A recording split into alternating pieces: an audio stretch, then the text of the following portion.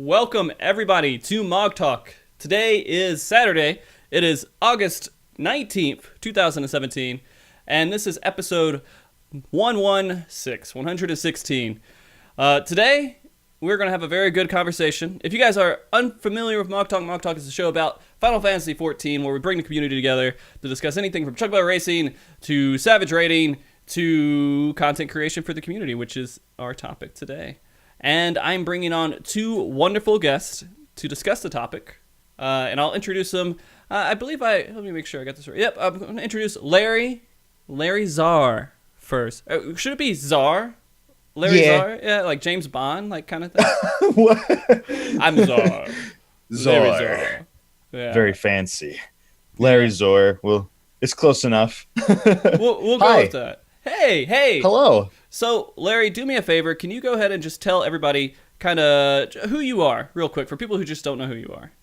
I'm Larry. I make stupid videos on YouTube about Final Fantasy XIV.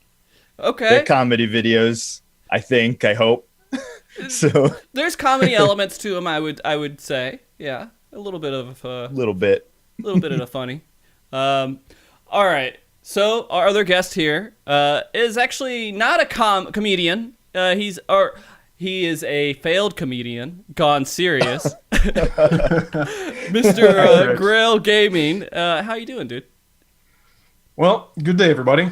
Yeah, good day. I'm pretty good. No, you didn't do it right. You didn't do it right. Go back. What's your intro? Okay, it's good day, everyone. There we go. you did it. We did it. That was good. Tell everybody who you are. Okay, so I make visual guides for Final Fantasy XIV, and I put them up on YouTube.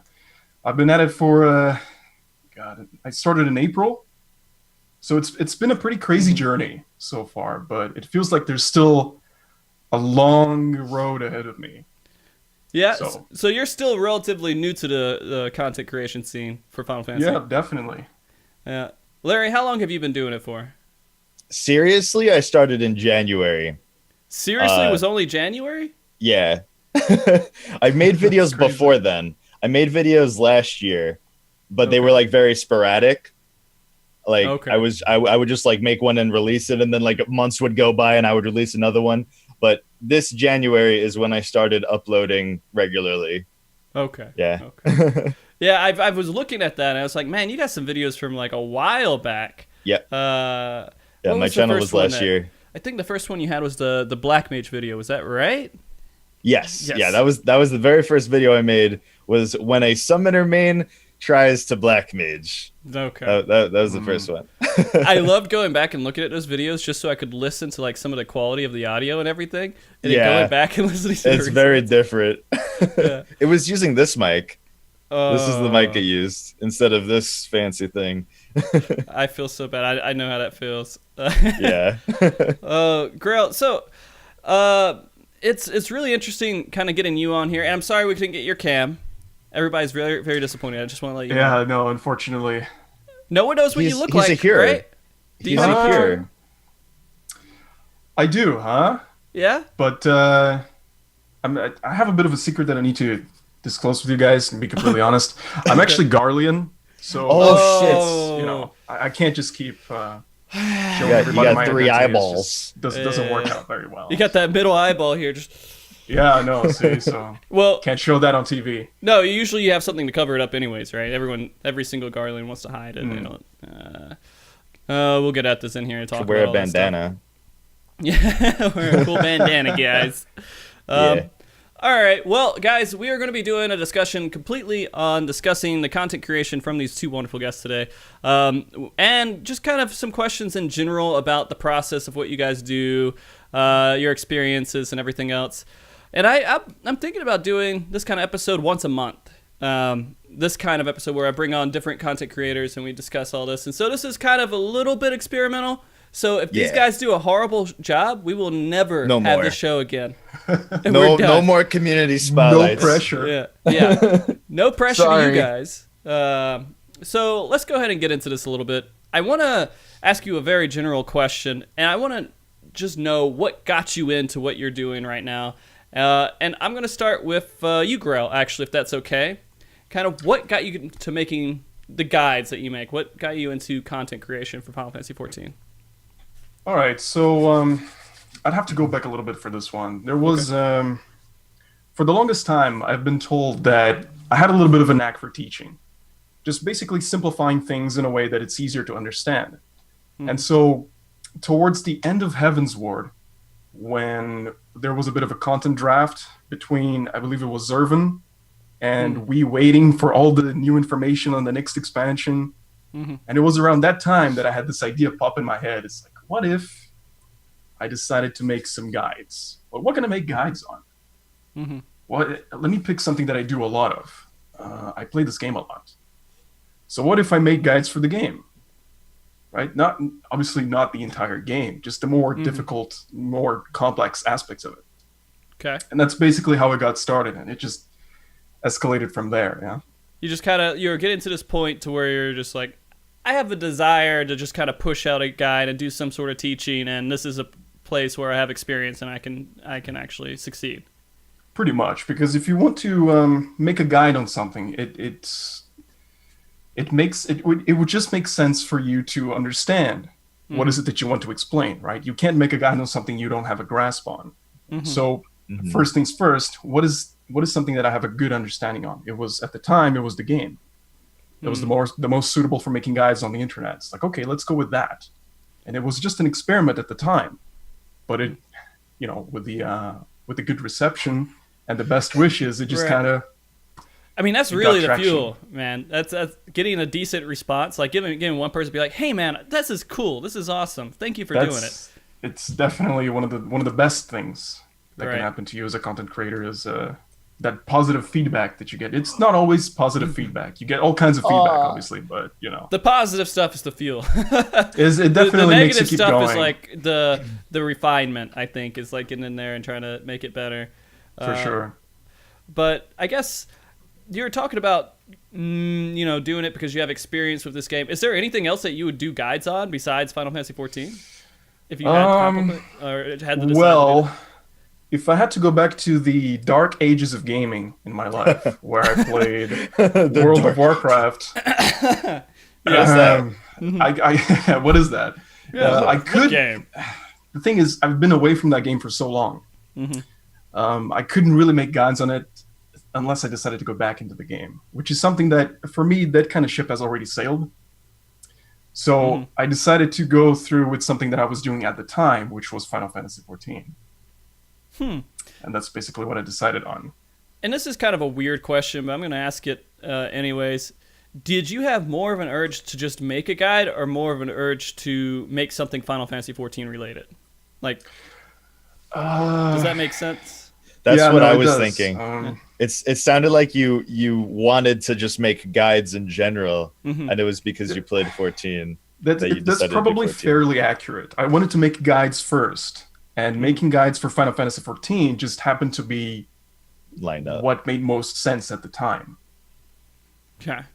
That's a really good answer, because I was curious. I'm very curious about that when you said it. Like you wanted to make guides, then hey, I play Final Fantasy 14, because I wouldn't think that's like where you start at. You're like playing 14. Right. You're like, I want to make a guide for 14, not just I want to make a guide, which is pretty interesting. Okay, I'm going to ask the same question to you, Larry. What got you into making just content? Like when you were making that Black Mage video, what were you thinking? You're just like, man, this would be funny. Yeah, you get into I'm the kind of mind like I have an idea and I'm like, I want to create this. So I was years ago, like 2 years ago, I was watching like YouTube videos on 14 and I knew of Happy and I found Mary, and Mary's was the first videos that I watched, and I thought it was really cool that he was able to take the game and make a skit out of it and just tell a story using the game only and making a funny video out of it. So I was like, I can do something like that. I have so many ideas that I could do for that. So that's basically what got me started. And I've always like wanted to make a YouTube channel. It got to the point of like where maybe I don't know, maybe I should do it. I don't know if I should do it. So eventually you just got to do it. So you just got to start. And that's what I did. So made the first video. and that one did well. That one actually did really good when I first put it out, and then I just kept going from there. And then one day I decided, I was like, I'm gonna take this seriously because I really loved it. I really, really loved it, and I was like, I want to see where I can take this. And at the time, I was working at an overnight job, answering phone calls for doctors and hospitals. So that was okay. It was a kind of job, but pretty much whenever I wasn't working, I was making videos. And eventually it got to the point where I could leave that job. So I could just make the videos and make more videos. So eventually it gets to that point. But that's a pretty awesome process, too, to be able to make that leap and just say, hey, I'm going to go to something that it's maybe not the most stable thing to do and actually be successful with it, which I would say that you're being pretty successful with it. It's scary. It's scary to think of that, and it's scary. Like, you don't think about that when you first start. That should not be in your mind. Like, you just do it because it's fun and it's because it's what you want to do. And then later on, it still should be like that too, of course. Right. But eventually it gets to the point where it's like, okay, maybe I can devote even more time to this. Right. So, yeah. Well, that's pretty awesome. I mean, I know a lot of people out there that start out, they're like, man, I can make a funny video. They think, hey, I can make a funny video, and a lot of people are going to watch it. No. Yeah. That's not really how it goes. And I've done my own little share of like, hey, I'm going to create a little video, and like either it was like a guide or something simple, and like I get halfway through the process and I'm like, I don't know if I'm okay. I'm going to stick to MogTalk because like I get to it, I'm like, I suck at video editing. I'm horrible at this. My voice sounds stupid. You're just like, no, it doesn't. You have a good voice. No, I'd say it's me listening to myself when I'm making a video, and that's hard to get past. I think that's actually a wall, right? That's a wall for a lot of people. Yeah, I think everybody is like that to an extent. They just they grow with their own voices, right? So they just don't tend to like it very much. It's the same for me, to be completely honest with you. Well, I mean, it's funny. Like, I think this is kind of maybe something that happens when people are making stuff. Like, you watch something, you're like, this is done really well. This voice kind of fits and it makes sense. Then you make your own thing. Then your voice just doesn't feel like it's in the proper place. It doesn't make any sense to you, maybe. Because you're not used to hearing your own voice. And so you don't really know how it sounds on top of that content. And it doesn't sound as good as this other guy that you watch. Because that's your first exposure to him and his voice and everything else, so it kind of makes sense. But this doesn't seem the same, out of place. When you first start, maybe you're trying to, you do have an idea, but you're trying to emulate something that you've seen. You're trying to emulate something that you watched, and you're like, I can make something like that. And if it turns out a little bit different, I mean, that's just your style, but you don't have a style yet when you first start off. You have to find that. So. Right. I think Graehl's found that like really well. Like his guides are completely different from other guides. You just gotta when you first start, you don't have that style, but eventually once you start making more videos, you find your style and then you kind of roll with that. And that's just a trial and error kind of thing. You just learn as you go. Completely agreed. Yeah. And Graehl, I will say that it's pretty cool seeing your videos because no one's really seen the Final Fantasy XIV videos done in like what it looks like, a very professional, like streamlined, cut perfectly well guide. And so like I'm going to go ahead and ask you guys if do you have any background, Graehl? Do you have any background in video editing or doing anything like this that kind of helped you get to where you are right now with it? Yes, I do. I graduated from the Vancouver Film School in Canada. Which allowed me to learn about all kinds of software, right? What? So Larry's like fucking outclassed, man. Everything makes sense now. Obviously, there's sacrifices need to be made, right? So, for the sake of releasing videos in a timely fashion, you can't just dedicate 2 weeks, 3 weeks, a month to a single video. No matter how good it is, at the end of the day, it's still only one video. For the sake of keeping a channel alive, especially a YouTube channel, one of the most important things is basically consistency. Right? You keep your channel alive, you provide content, which, honestly, until I started doing it, I had no idea how difficult that was. It's difficult to come up with good ideas, make videos consistently, and keep your channel updated. But that's, going on a different tangent here. As far as background goes, in Vancouver Film School, I was able to learn a lot of different software, right? So video editing. Larry. Keep going. Keep going. No, keep going. So we're talking about Sony Vegas, Premiere Pro, After Effects, and even, the basic stuff for images like Photoshop, InDesign, 3D software like Blender, Maya, 3ds Max, so on and so forth. But obviously, you can't integrate all of that into a video. It's too much work for a single person. It's too much, right? Yes. So you got to tone it down. Yeah. Okay, so I'm going to ask this definitely to you, Larry. How do you feel talking about this?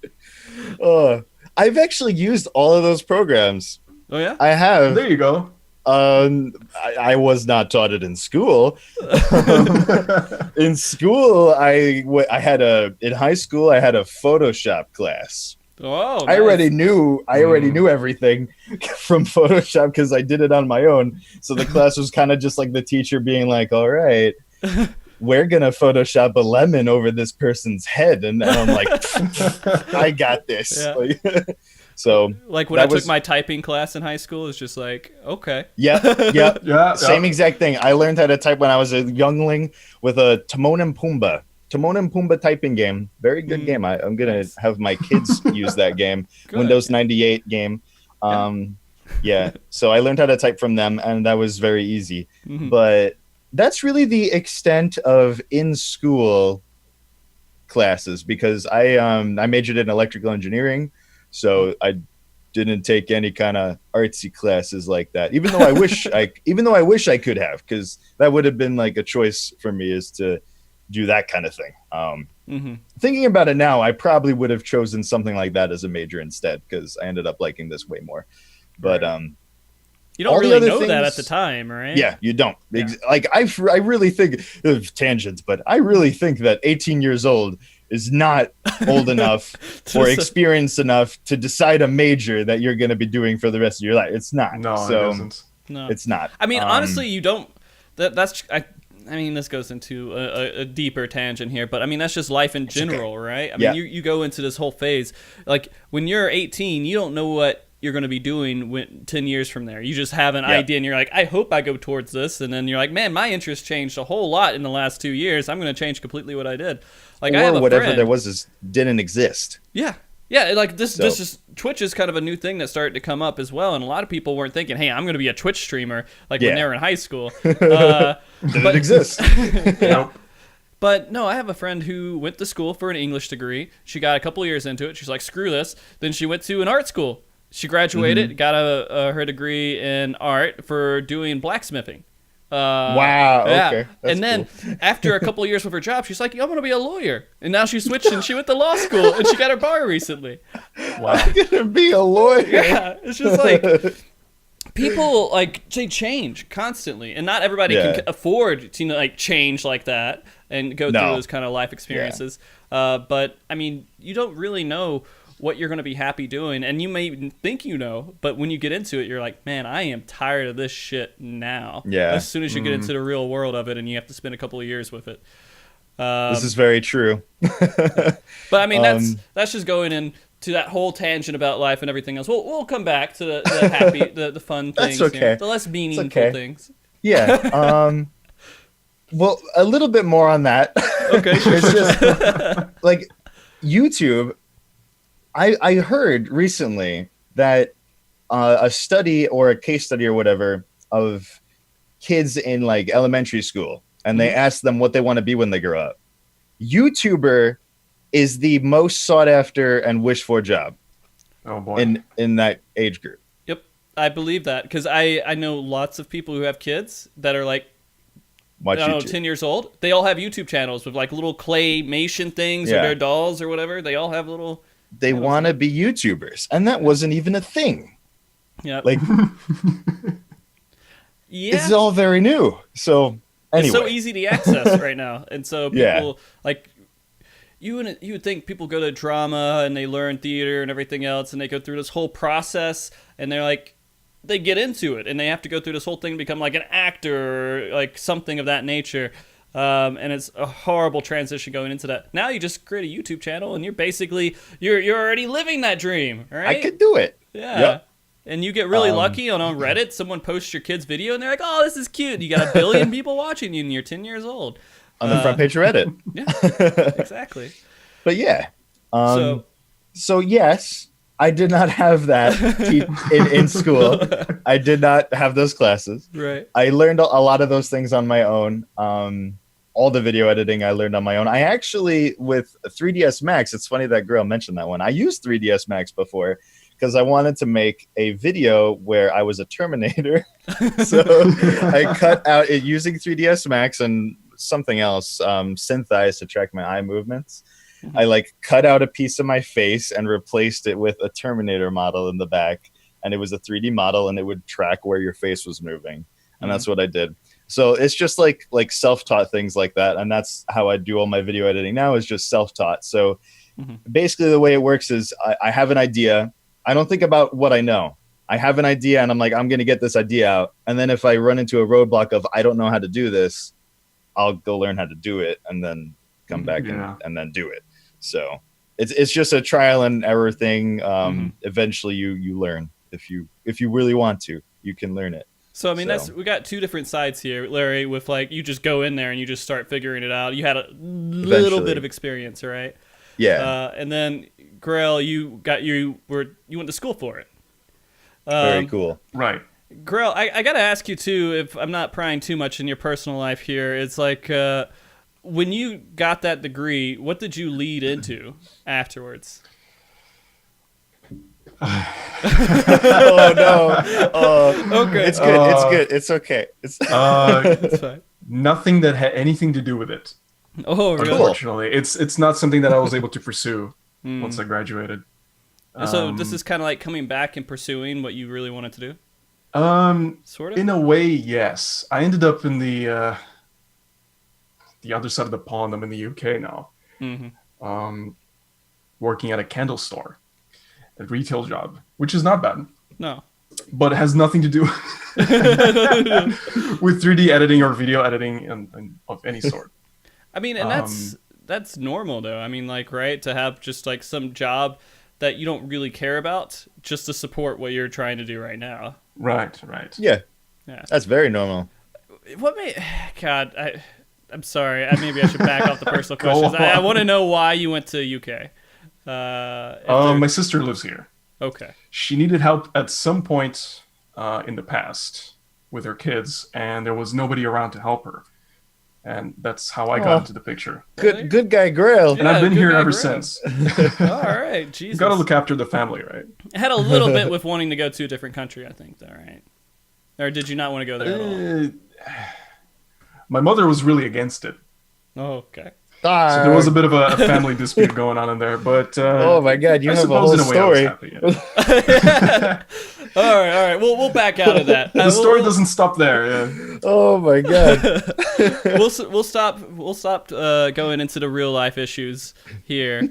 I'm sorry, Graehl. I get really interested when I start hearing stuff like that. No, that's fine. It is interesting. So, so I guess I'll lead into this next question here with. Graehl, in particular, I think we heard from you a little bit with it, Larry, but Graehl, do you have someone that you watched and you're like, man, I really like what this guy creates. He inspires kind of what I want to do. That's a very difficult question for me. Reason being, in film school, it feels like my entire brain was basically rewired. As opposed to being attracted to a specific content creator, so to speak, I'm more attracted to specific pieces of work, right? So when you're watching a specific video or listening to a song or anything of the sort, and you have that really powerful moment when the music, kicks in, that emotional moment, or in a video when you see, wow, this design is amazing, right? It's those moments that inspire me. It's specific pieces of work. It's not really the creator so much because you making you follow this stuff up. Anyway. This dude. Maybe I'm going a little too far into this. No, it's good. No, It's I like- love it. I love it. Keep going. Yeah. Because here's the thing: you have all kinds of creators on YouTube who create absolute masterpieces, right? You have people with hundreds of thousands of followers who make these really good pieces of work, and you also have these really obscure channels or smaller content creators who also make really powerful creations in their own right? And so I don't know, it's just I'm not attracted or inspired by a specific creator as much as their work, right? So you like walking into like an art museum and just kind of looking around, and then you gain your inspiration. I guess that's what it's like. Yeah, that's a good analogy. That's a very good analogy. I suppose, yeah. Because I mean, you're looking at what the works are, and then if you're really interested, you'll look and say, "Oh, this was created by so and so," and then maybe you'll look at some other things. But you get inspired by actually seeing some really cool stuff, and that makes you want to do that stuff. That's what brings the surge of inspiration. It's like, oh my god, I want to do something like this. Right? Okay, Larry. Larry, do you have someone that you inspire from when you're making your art? Your art. I'm saying art now. Hey, I'm doing good. Yeah, okay. Markiplier is my biggest inspiration. That's probably silly, but it is. No, that's fine. I love him. He's actually he's gotten pretty.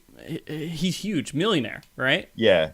Millionaire. Well, I don't care about that part, but like, I watched when I started my YouTube channel.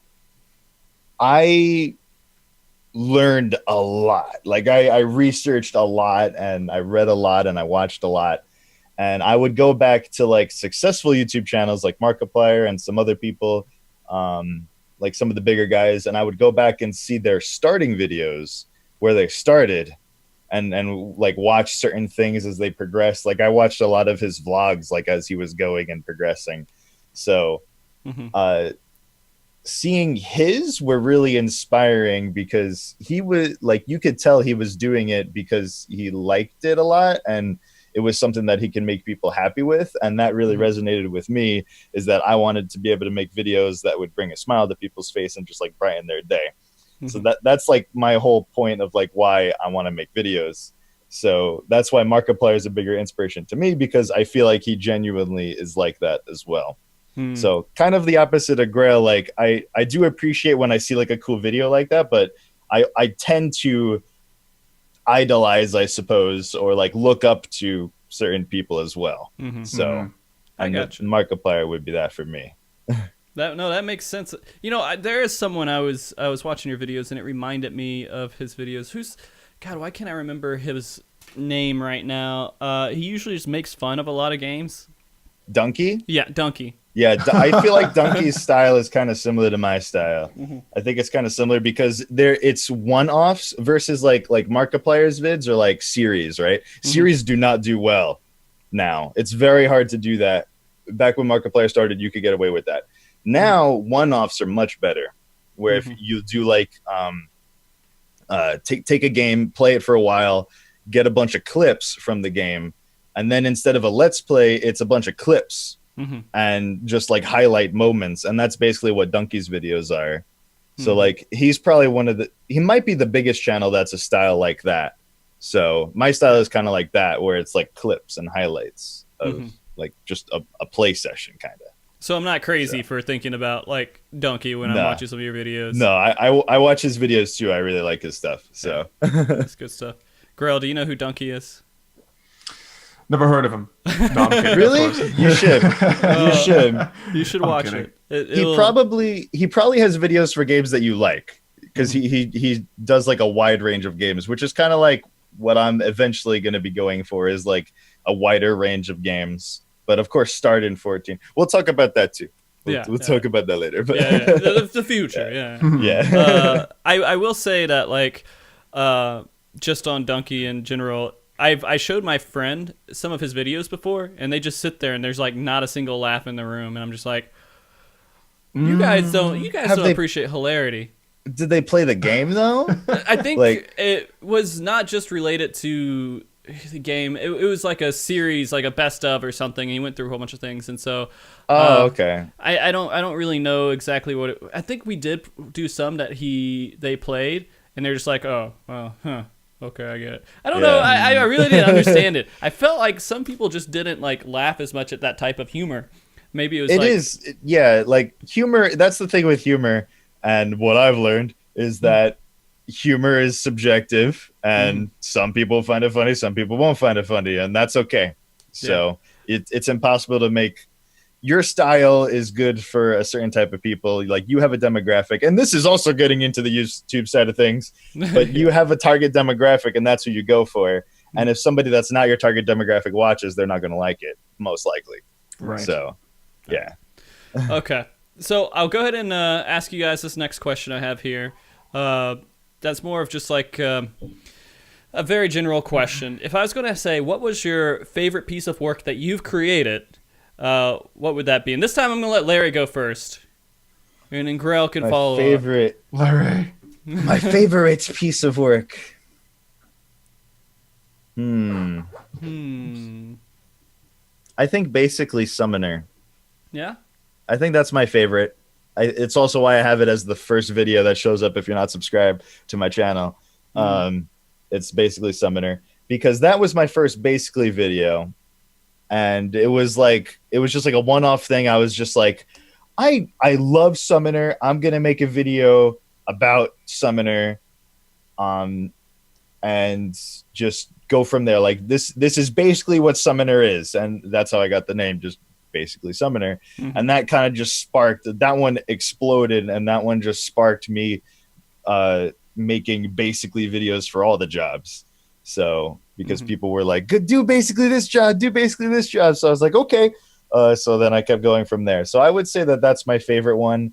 Not necessarily the one that I spent the most time on. I did spend a lot of time on that one. But, sometimes your favorite one is not the one you spend the most time on. Right. So, but I would say that one.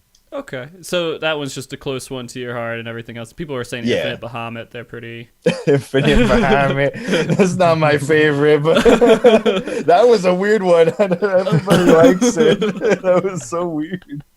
I wasn't sure. I like that one. Infinite Bahamut was one where I was like, what if I try to make the weirdest video I could think of right now? And that was, people still watch it. It's kind of funny that like, I've talked to some other content creators as well, and they'll say like, man, I've created this thing. I put lots of work into it. I love it. It's my favorite thing.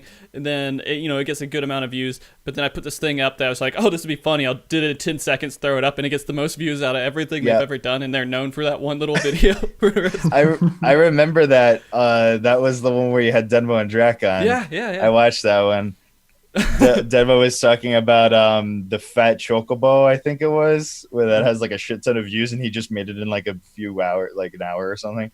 Yeah, it's absolutely ridiculous. Graehl, do you have a video that you've made that you're like, man, this is my proudest video at the moment? Well,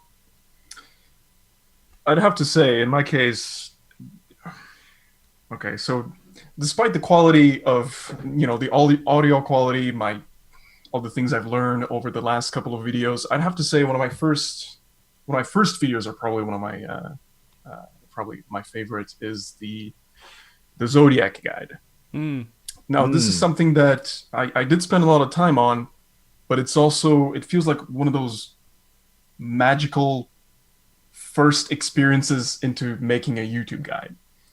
Because at the time, I wasn't focused on updating the channel. I didn't want to make just a video for the channel. I didn't just want to be consistent with the videos. I just wanted to make a good video, a good guide. And so I wasn't worried about how long it would take, how much work it would take. I just poured my heart and soul into it. And once it's finished, it's like, oh my God, I can finally put it out to the world to see. And that's how I did it. And it felt magical. Yeah. That's not to say the others didn't feel the same way. It's just that one, it sparked everything else. Right? Right. So that one holds a special spot in my heart. I gotcha. No, that's awesome, dude. Like, when you spend a lot of time working to make something work and create it, and then you see positive results from it, you're like, holy crap, I did something right. It feels really good. Pretty much, yeah. Oh my God. Okay. So that's a scary thing about content creation. Yeah, it is. You put your heart and soul into something, and then you hope that that people receive it well and then they like it. So you're kind of putting yourself out there. Oh yeah. When you do content creation, because you're, I mean, one of the things that I've learned, I think a lot of people kind of have to learn when they're creating content, is that you have to accept that somebody's going to make fun of your face. They're going to make fun of the way you talk. They're going to make fun of the one mistake you made, that one inaccuracy that you made, and they're going to hold it against you as much as possible. Yep. Because Very true. That's just what it is. And you have to just power through it and just keep going and say, all right, either this was something that I can change to make it better, or this is something that I believe is completely non-relevant, and this one person is just trying to piss me off. But that's what I've learned, is to when you get haters, like most of the time, just ignore the naysayers, brush it off. But occasionally, sometimes what they'll say can ring true, and you have to make sure to learn, always learn and always improve yourself. Right. But most of the time, just bye. Don't let them also like. And people, I feel, kind of get into this habit where they're like taking every criticism seriously. And you should take, stuff seriously, but if you take every single criticism seriously, you're making someone else's product that probably sucks, because only a handful of people were like, hey, this is what I like and this is how it should be. And you're like creating all these rules and boundaries, and you're making this schematic for something that isn't what you really want it to create. And in the end, you probably should create something that you want to create and get no one watching it or get one person watching it versus like making something that you don't want to create. And having like 100 people watching it, that's still like not that big, like just a few people watching it, but it makes those 100 people really happy. You should make yourself happy at the same time, or that's going to come out. Yes. No. That makes a lot of sense. I guess. Other, like you said, like, well, no, it does, because otherwise you're warping what it is that you made. You're warping your style, and that's what I was talking about before. You got to find your style. Right. And you kind of stick to that style, or you evolve it or whatever, but you don't change it. You stay you. Yeah, exactly. So partial inspiration stream today, guys. We're working on it. It kind of essentially, yes, when you talk about content creation, it gets like that, because it's a lot of mental prowess, or I should say, or like what's the word? You're holding yourself up to a standard. Right. There's a word for it, but God, I'm trying to think of a good word for you. I don't know. Just forget it. It's fine. In the end, you have to be very passionate. Yeah. And a lot of emotions come out when you're passionate about what you do. Yes. So you can tell we're passionate. Yeah. Oh yeah. Okay. Let's continue on that a little bit. And do you guys have like a worst comment that you've ever gotten from like a video that you made, and you're just like, this is like the worst thing you think about, and you're like, man, I hate this guy. Maybe not. You don't have to use the word hate, but you're just like, this is really bad. And I'll start with you, Larry. I'm trying to think, because I try not to give them like the time of day. Then they just go. Then they just go away. The person that you'll give a time of day, you can be selective. I just remember there was one guy. He was just hateful to everybody. He was just using hate speech to everybody, and that one was just the one that like really rubbed me the wrong way. Is like, I don't want this anywhere near my community. I don't want this anywhere near my channel. I like was deleting his stuff left and right, because he would just like use hate speech to me, and anytime somebody like talked to him, he would use hate speech to them, and it was just really toxic and disgusting. And it didn't have really anything to do with my video. It had nothing to do with criticism towards my video or anything. He was just being a troll to be a troll. So I would say that person. Yeah. The most I don't even know their name. I just remember their icon. The situation, yeah. Yeah. So, and the situation. And I don't really remember what exactly it was they said, because I just forget about those things. But I just remember deleting his stuff. Yeah. In general, everything's very positive. So yeah, I mean, it's rare when I positive. delete stuff, but I do delete stuff every once in a while. I if look it's at it. hate speech, like if it's bad, someone just completely trying to poison the water. They're not looking to add anything. They're not saying anything legitimate. They're just out there to say something completely horrible. Yeah. So I had one instance like that out of the millions of comments. So in general, everything is very positive. You just wait. Yeah. You just open the doors, man. That's why I don't like to talk about it. 'Cause eventually, like if you talk about it, like, you know, you see some YouTubers like saying reading hate comments and you give attention to them. And then they're like, ooh, he gives us attention. We're going to talk to them. Like, so we don't do that. Okay. Fair enough. Yeah. Graehl, I will ask you though, Graehl, if you have something that you're like stood out to you, it doesn't have to be like, you know, really just horrible. It could be something that you took maybe more personal than you should, like some sort of criticism or anything like that. Do you have anything that you've gotten so far while making videos? Well, this is the internet, right? So you do get, inevitably, you get all kinds of people. Wait, hold on 1 second. I'm sorry. I just love how Graehl starts. In case you didn't know, this is the internet. This is the internet, guys. Just in case. Okay. Just to clarify that. Okay. Yes. It wasn't so much a comment, but it was actually a direct message that I received more than once. Oh my God. It was towards the beginning of my journey into YouTube. Again, I'm not going to give out any names. I actually don't even remember their names, but you would basically receive messages along the lines of, "Stop! You can't do it. You know, your quality is bad. Stop trying to copy, you know, this person or the other person. Just stop doing. Just forget about it. Just give up, right?" And at the end of the day, this is just one of the things that you have to overcome if you're going to pursue this type of medium, right? Because you have to grow a thick skin. You're gonna get haters. You're gonna get trolls. You're gonna get people who don't agree with you. It's part of the journey, right? And so, yes, this was not exactly what I wanted to read once I woke up in the morning, but what doesn't kill you only makes you stronger. Yeah. Right. Yeah. So basically, that's how I moved on from that. But yes, that wasn't super pleasant. Yeah, I suppose it sucks, especially when people start comparing your work to other people and saying they're better because of they're this. You need to get out of the game because it doesn't make. Who the fuck comes up to you and say, "Hey, stop doing stuff you're not being." You get it. Yeah. You get it. Because the higher you climb, more people try to tear you down, and you have to ignore them. Oh many people are going to tell you, no, you can't do it. There's no point to it. Yeah. Like, all right, no, you can't go play basketball. Stop playing basketball. Hey, you can't go Yes, I swim. am. Get out of the pool. You're not swimming good enough. You're doing it because you want to do it, right? You're not doing it because it's something that you're like, hey, this is my business and I'm creating this. I mean, it could turn into that. But at the same time, when you go out there and you're creating this stuff, that's how I compare it. It's like someone telling you to stop having fun. Stop it. No more. Stop pursuing your dreams. Yeah. You're not allowed to.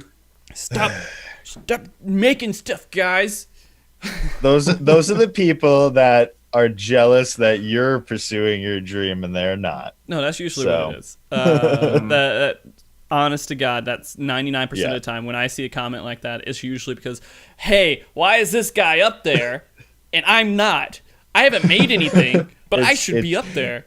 It's okay, little buddy. I made this one video and no one watched it. And why is this guy getting these videos and people are watching his videos? Yeah. It's like that. That's how it is. But okay, to reverse that, let's say something positive, okay? All right.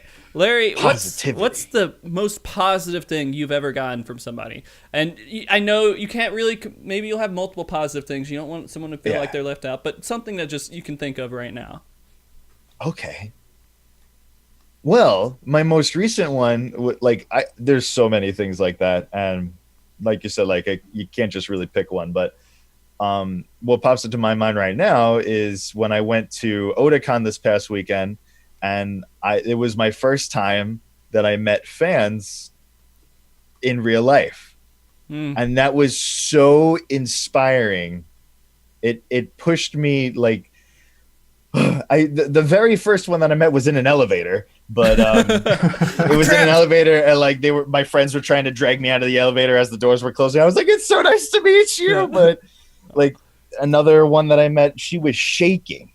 Like she was talking to me and she was just shaking, trying to show me a picture that she drew, a fan art that she drew. And I was like, I couldn't handle it. Like I had to like sit down. Like it just meant so much to me. And I don't know. It really, really pushes you forward when I see somebody in person that watches my videos. It affected me more than I thought it would. Yeah. So I would say that's very, very Can positive I relate vibes. to you for a little bit? Just yeah. I know this is not Larry or Grail, but like it reminded me of when I went to FanFest recently, and this was it was really amazing because again, this was the first time I went out to an event. And I was like, hey, there's other people who know me just by what I do. And people came up and talked to me and said, hey, I love what you do. That's wonderful. Keep it up and, say positive things. And I got people who are like, hey, you should sign this. I'm like, what the fuck? I've never signed Frosty before on anything. What the fuck? And it was weird. And like I was sitting down in a lounge and I was hanging out with a few people. And one of the people came up and was like, hey, I made this little picture over here. And they showed me on their phone. I'm like, why don't you email me this stuff? Why don't you just send me this stuff? Yeah, tell me this stuff all the time. Because this makes me feel like 10 times more inspired to keep going by people having these positive reactions. And I mean, it's wonderful. And that's the main reason I want to go to events, even though I can't go to a lot of them. But when I go to them, I feel pretty... FanFest in particular, because that's kind of our world, I'm very excited for that next. Very excited for that. That'll be next year. Yeah. But Grail, sorry, I do want to go into some comments that you have received as well. Have you received actually, I know you've received positive comments because I've read a lot of the threads towards your stuff. But tell me something. Yeah, that stands everybody out to loves you. them. Yeah, everybody loves those guys. Mm-hmm. Okay, so, right, so. It's hard to pick one. It's hard to pick. Yeah, I understand. Because here's the thing, with the way that I do content for the channel is primarily guides, right? Mm-hmm. So what really makes my day is when somebody drops by and leaves a comment along the lines of, thank you for this guide, thanks to the guide, I decided to try out this content. Right? Or something that I wasn't, I didn't intend to experience this at all, but thanks to your guide, I felt inspired and decided to give it a shot. Like, man, that's exactly what I set out to do when I made that guide. That's awesome. Right? And to be able to hear that is just amazing. It's like mission accomplished, right? Yeah. 100% perfect. 10 out of 10. It's like a teacher teaching something, and then someone later, years down the road, comes back and says, "Hey, because of you, I became a doctor," or something like that. God. Oh man. I mean, no, seriously. I mean, you still. It is like that. Yeah, it's a good analogy of it. It's amazing to see that kind of stuff, and I think that the stuff that you're creating, the guides, they're definitely unique in the way that it's done compared to how some of the guides are out there right now. And I think people probably respond to it pretty well because of how you made them. So, oh my God, yes. There's been a lot of really positive responses, yes. I just want to say, I freaking love your guides. They are so, like, I see like the little I love the effect of where the background blurs and then you highlight like another little square and the little square is another video of something, and then you have like another little square and it's another video of something and the background is blurred. It's just so eye candy. It's so pretty and it makes it easy to understand. Right. So I think your guides are freaking awesome. And I also just wanted to say, I remember back a few months ago, I think it was maybe around when Grail was starting, he messaged me on Reddit. Oh, you remembered that? Yeah. he messaged me on Reddit asking like advice on starting a YouTube channel because he saw like that mine was growing and he wanted advice on how to grow. And I remember giving him advice like stuff that I used, and I linked him a post that Markiplier did on Reddit like years ago and like stuff like that. And it's just really cool to see that you grew so much after that. That was. I just want to say, like, congratulations, because you've worked very hard. For sure. Thank you so much. It means a lot to me. Yeah. Yes. Okay. Now that we're feeling all kind of like... I remembered. I had to point it out because I remembered. I thought it was freaking awesome. It did happen at the very, very early stages of the channel. One of the first things I did was message Larry. It's like, Larry, can you give me some pointers? How did you do it? Yeah, because so many people do. So many people ask me that stuff, and I tell them some things, and like, this is the first time where, like, much later I could see, like, the fruits of your labor. Oh, are you having that teacher feeling right now? I guess so, a little bit, but he definitely, like, obviously I don't have anything to do with it. Like, it's all his freaking awesome hard work, but it's cool to see, like, where we talked like a while ago, and then months later see that he's grown so much. So it's cool. Definitely. All right. So I got one more kind of general question here, and then I want to go into a little bit more particular things with you guys. It's been almost an hour, guys. Yeah. That's insane. Time flew, huh? Yeah. Okay, so I want to ask this general question to both of you guys. What's the worst video editing nightmare that you've had? Which is the question we developed while having the little pre-show stuff. And Larry, would you like to tell me? Okay. This was back before I updated my computer. I just updated it a little while ago because of this issue specifically. I was working on, it was one of the Basically videos. I think it was Basically, which one was it? Basically Dark Knight, I think it was. And I had almost the entire thing done, and I blue screened. And when I loaded it back up, it didn't fully save everything, and I lost about like 5 hours of work. So that was it's just soul crushing. How do you not like? So when I have things like that happen, I just say I'm done today. I'm walking. I had to do it. I had I need that was a moment where yes, I would probably do that, but I was like, I'm so focused. I was just like, I need to not do that. I need to actually do it. Cause I wanted to make a point and be like, I'm gonna freaking do it again. So I did it again, and yeah. So it's rough. And then I updated my computer, and now it doesn't do that anymore. Hopefully. Do you run an i7? It's an i7 now. It was an i5.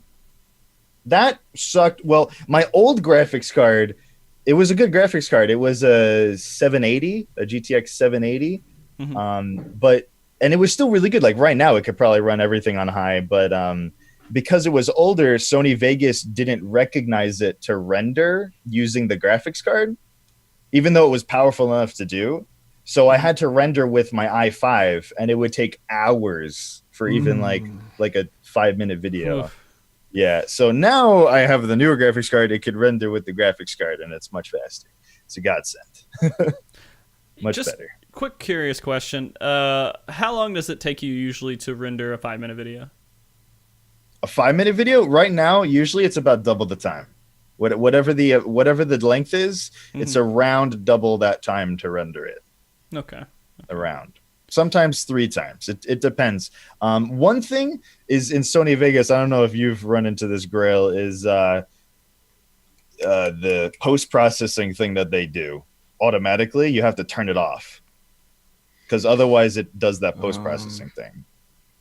Do you know what I'm talking about? The interlacing, maybe? Yes. No. Hold on. Because I know that's on by default. Yes, it might be that. It's post-processing where it adds like a fade. It like adds a smoothing effect to it, and that adds like a crazy amount of processing time. So you have to make sure you turn that off. It's right-click. It's resample. Resample is what it's called. Resample, yeah, that's the one. So if that's on, it takes like quadruple, triple the amount of time. So as long as you turn that off, it takes me about double the length of the video to render it. Ish. Guys, I'll tell you a secret. I used to use Windows Media Player, or Windows Movie Maker. I did that long time ago. I think we all started there. Yeah. Oh, those days were rough. Okay, Grail, what's your video editing nightmare that you've had?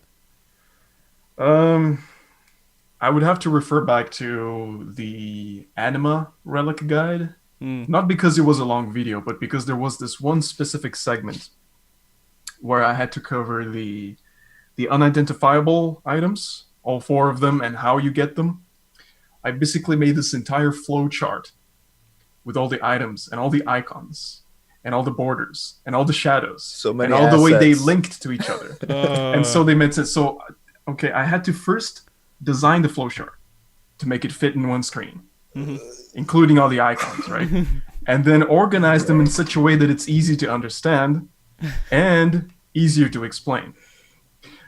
I'm not even kidding. That single slide, that single part of the video took an entire day to do. I absolutely believe you. The rest, by comparison, it was nothing that took anywhere near as close as that. Yes. Wow. So that was definitely the your one of the videos worst take parts, a I lot think. of work. Yeah. You can tell. You can tell. I mean, I guess that's something that might not be too uncommon, is that you'll get to one point and you're like, this is what I imagined, but this is not what I imagined it took to make it. Yeah. And you have to go into all the little details about what you're going to have to do. You find all these little tiny issues, and it's a hard learning process. But in the end, you create something that's worthwhile making, usually. Right? Yes. And something you're proud of as well. Mm-hmm. Man, I thought my one thing took a long time. Well, the one thing in basically Summoner, I don't know if you think of the scene. The scene is where I was talking about the rotation, and I was saying the end obey and this end obey and then this end obey, and the camera is like moving, like jittering back and forth across all of the hotbar to each of the abilities. That took a few hours because it's all these keystrokes. It's not keystrokes, but Keyframes. Keyframes. Yeah. It's all the keyframes that you need to make sure. Like, and if you look at the bar, like if you look at the time segment of that the whole slide there, it's like like all these points of keyframes. So that one took me a long time, but Grail has a completely 100 upped me on obliterated my rendering editing shit. No, but I mean, if you move the camera all the time, it's all done manually, right? So that by itself also takes a lot of time. Mm-hmm. Yeah. Anytime you're moving it, anytime you see something moving, like if you're moving wherever the frame is, that usually takes a lot of time to do those things. Definitely, yeah. It's so much easier just to throw up some footage up there and just like keep it like the same size and everything, and just like be still and just throw some stuff on top of it. And like, hey, I've created a video. And you don't think too much, but when you actually go in there, the distorting and little tiny effects, they take forever. Just small things that you don't think take a long time.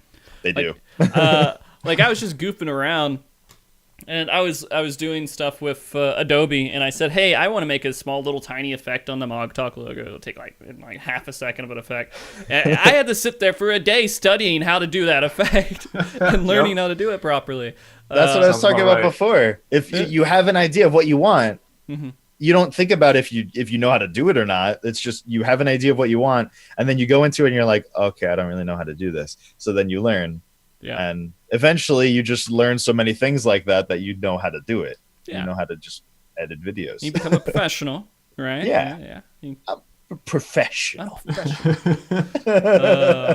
All right. So we're kind of at that midway point here where I'll start going to kind of more particular questions towards each of you guys. But I figured I can pull, I guess, a question or so from people who asked questions today, and maybe holding off a little bit, waiting to each of you guys.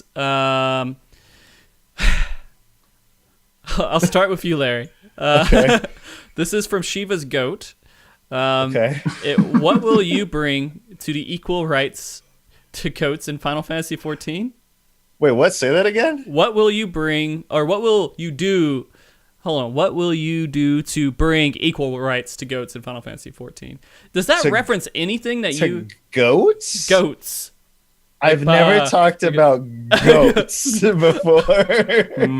I feel like this was a completely a question that was based very on random. Yeah, very random question. All right, so I'm going to give you another question here. Where are there goats in I don't 14? know. I was hoping it was like related to a video that you did, or like there's something on your stream. No.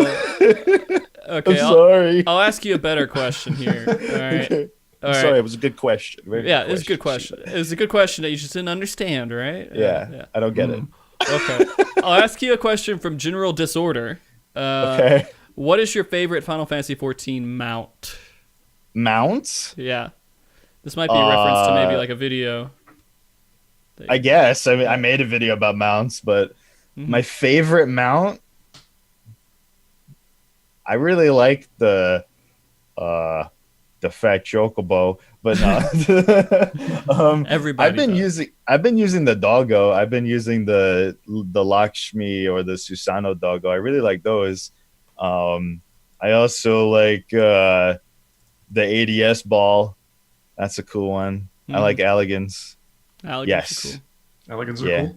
Oh, I mean, no, because I'm Garlean, but oh yeah. Okay. We don't know though. We can't see that. We don't get along well. I'll ask you one personal question here, and this will be the last one to you, Larry, before I switch over to Graehl, okay? When will you and Eva get married? This is from Akira. Ooh. On the spot. What the fuck? Damn. You just get these questions, man. What the fuck? You don't have to answer it with like a straight answer. You can give like a... I can't believe that happened on stream. That happened on stream. Like stream chat shamed me because I haven't asked her yet. Oh, it's okay. It's okay. Oh my god, chat is spamming the emote. You know what? I understand your position. I understand your position. She's in Japan right now.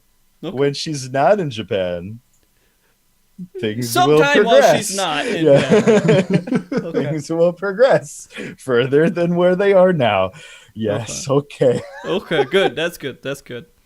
I love her very much. Okay. Guys, I love her. I just want you to know. I love my girlfriend. Graehl, this is a question from Toxic, apparently. I don't know if this is someone you know. Is your hair as awesome as your Discord Abby's hair? I wish. Oh. But it isn't. Not nearly as? Not nearly. Supposed to say it's maybe better. Like 20-ish% of it. 20. Okay. 20-ish%. It's a good estimate. All right. Let's see. This is a nice little question. I guess this is kind of going to the future stuff, but I'll ask it here. And this is from Kurt Tane Blackscale, maybe, if I said that right. Graehl, do you plan to cover other games to Final Fantasy XIV? Well, I'm not completely against the idea. But like I mentioned, it's just Final Fantasy XIV just happens to be what I'm doing at the moment. Okay. Right? It's the game that I'm playing the most at the moment.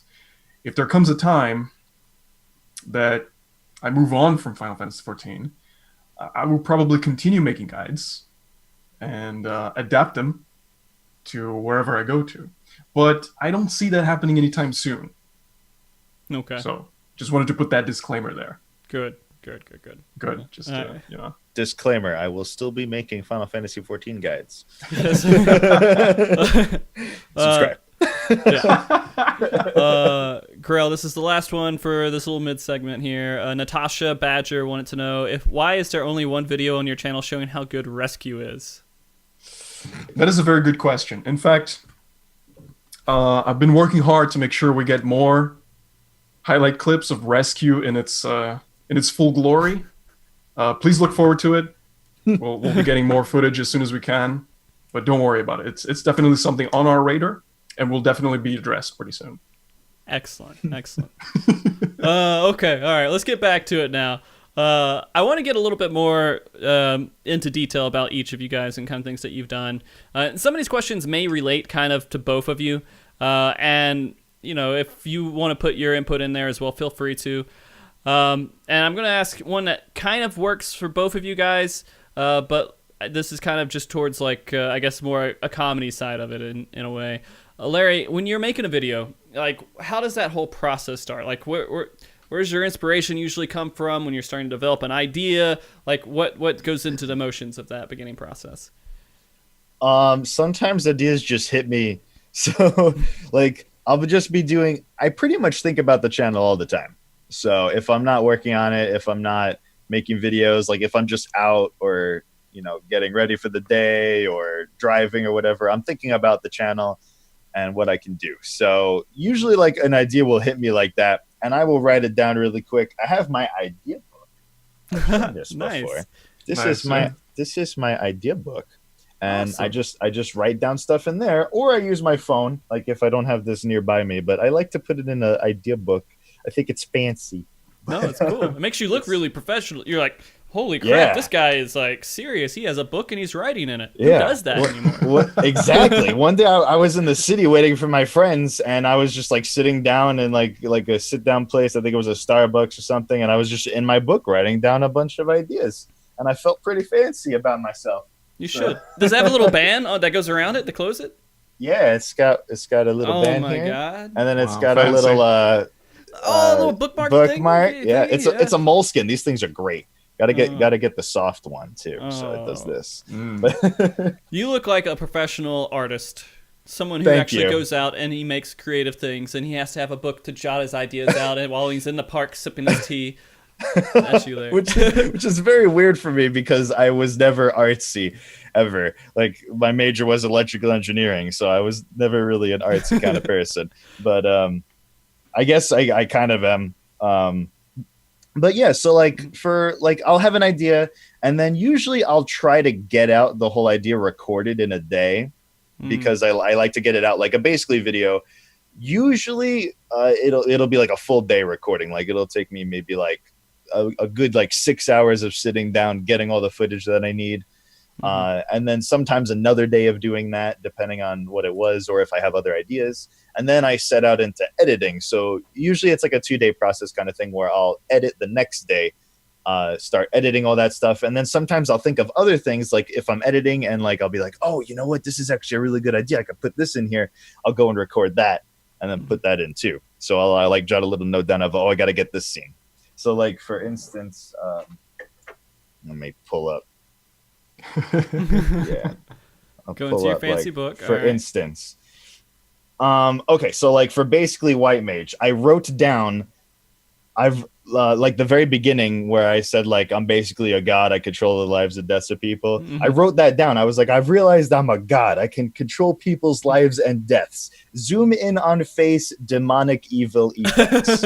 So perfect. Nice. Yeah, stuff like that. And put a scene of using benediction and the paladin tank just use hollowed or they die anyway.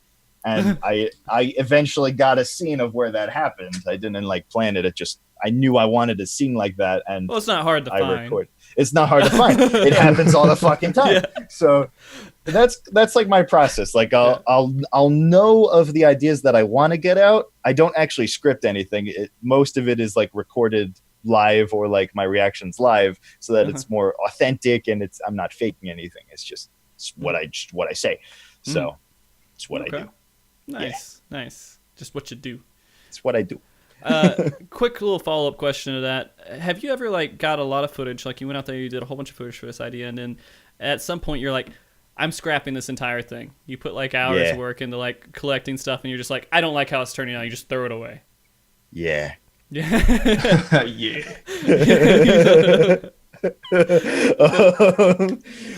videos. One of them I'm not allowed to talk about. Another one another one was I'm actually doing that right now, PvP, but it is coming out. I have a shit ton. I probably have like 5 hours of footage I have to go through. 5 or 6 hours of footage I have to go through for just PvP matches where like I'll start. It's probably like 50 clips. Like, I think I have recorded every single match. So oh wow, that kind of thing. Hold on, I can pull it up right now. I have some footage. I'll remember what it was. Oh, I started recording Kingdom Hearts, the Birth by Sleep thing that came out with Aqua, and I started recording that, and I just never finished it. So I was like, I don't like how this is turning out. Yeah. Maybe I'll revisit that. But yeah, like it happens because the thing is, you only want to put out stuff you're proud of. So if you put a lot of work into it and it's coming together, and you're like, I really don't like this, dude, it's okay to just scrap it and say I'm not putting it out, because it's better that way. Yeah. All right, Grail, I do want to ask you the question from before. Kind of when you start the whole process and everything, is there like when you're going into a guide and you're like, I'm going to make a guide for this, is there something particular? Is it just like, hey, it's a savage fight, or it's a hard fight, or it's like some sort of like fishing, for example, you want to make that fishing guide? Is there something that inspires you to do that, or you're just like, it's time to make a video about this? For the most part, I try to stick to something that is relevant and somewhat recent. Once we get that out of the way, we first we look up as much information as we can on the subject, and then we decide, okay, can we make a guide on this? Is it worth making a guide on this? How much information can we fit in a guide like this?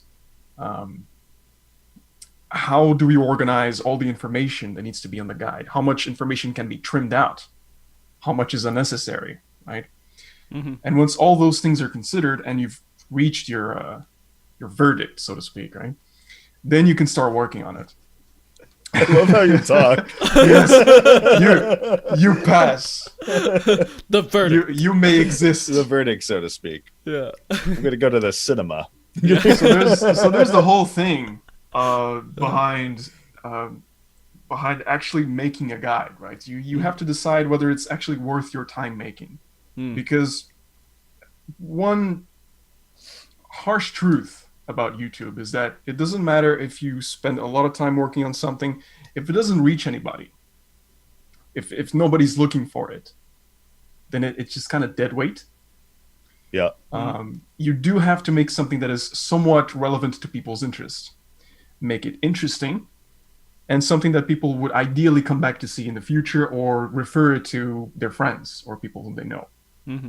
For that, it needs to be something relevant, something recent, something that people are searching for, right? So when you make a guide, it's not really only about what you want to make a guide on.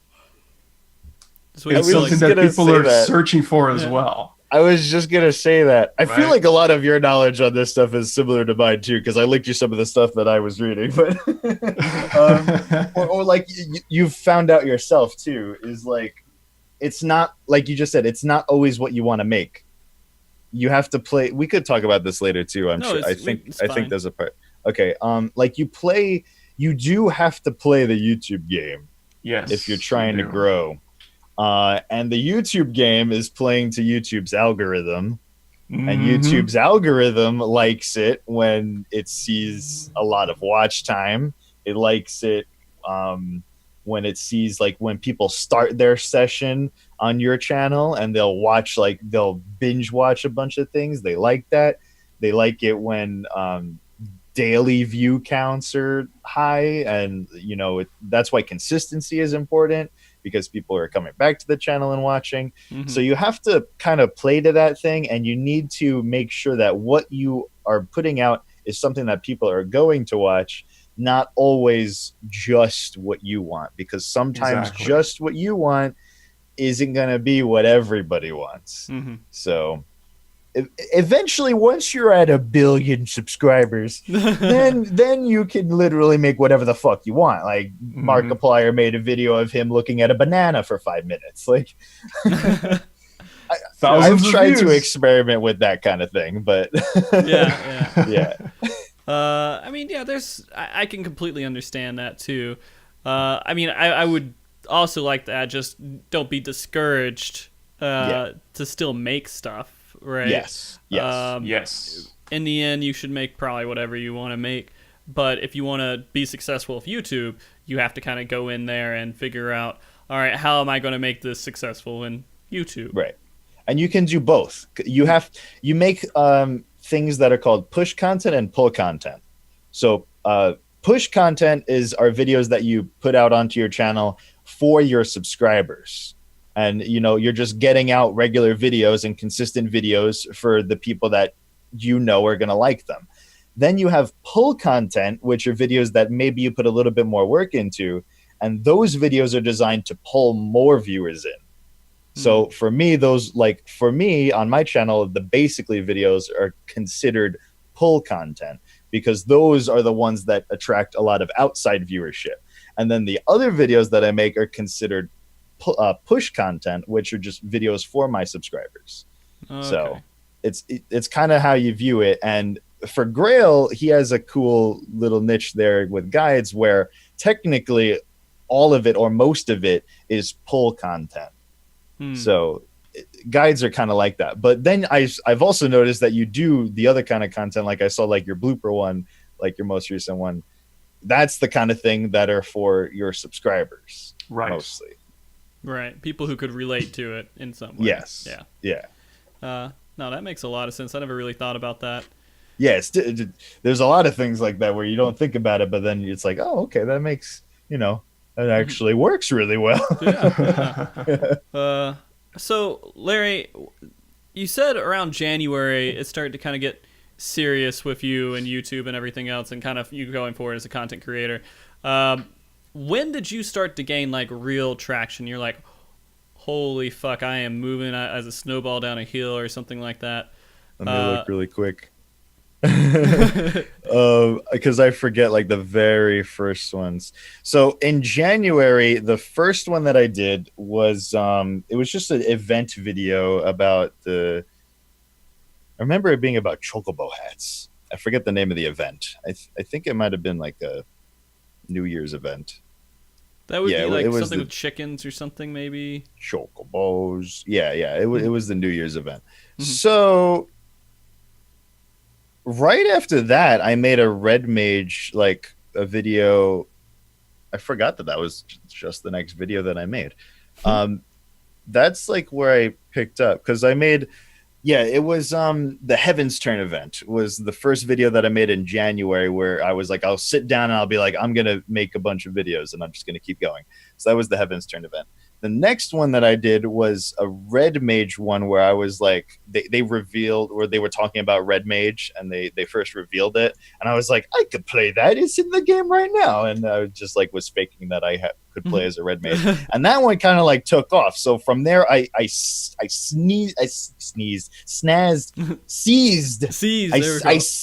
that, not sneezed it. I seized that opportunity of like a shit ton of traffic coming in from that video and pumping out videos from there.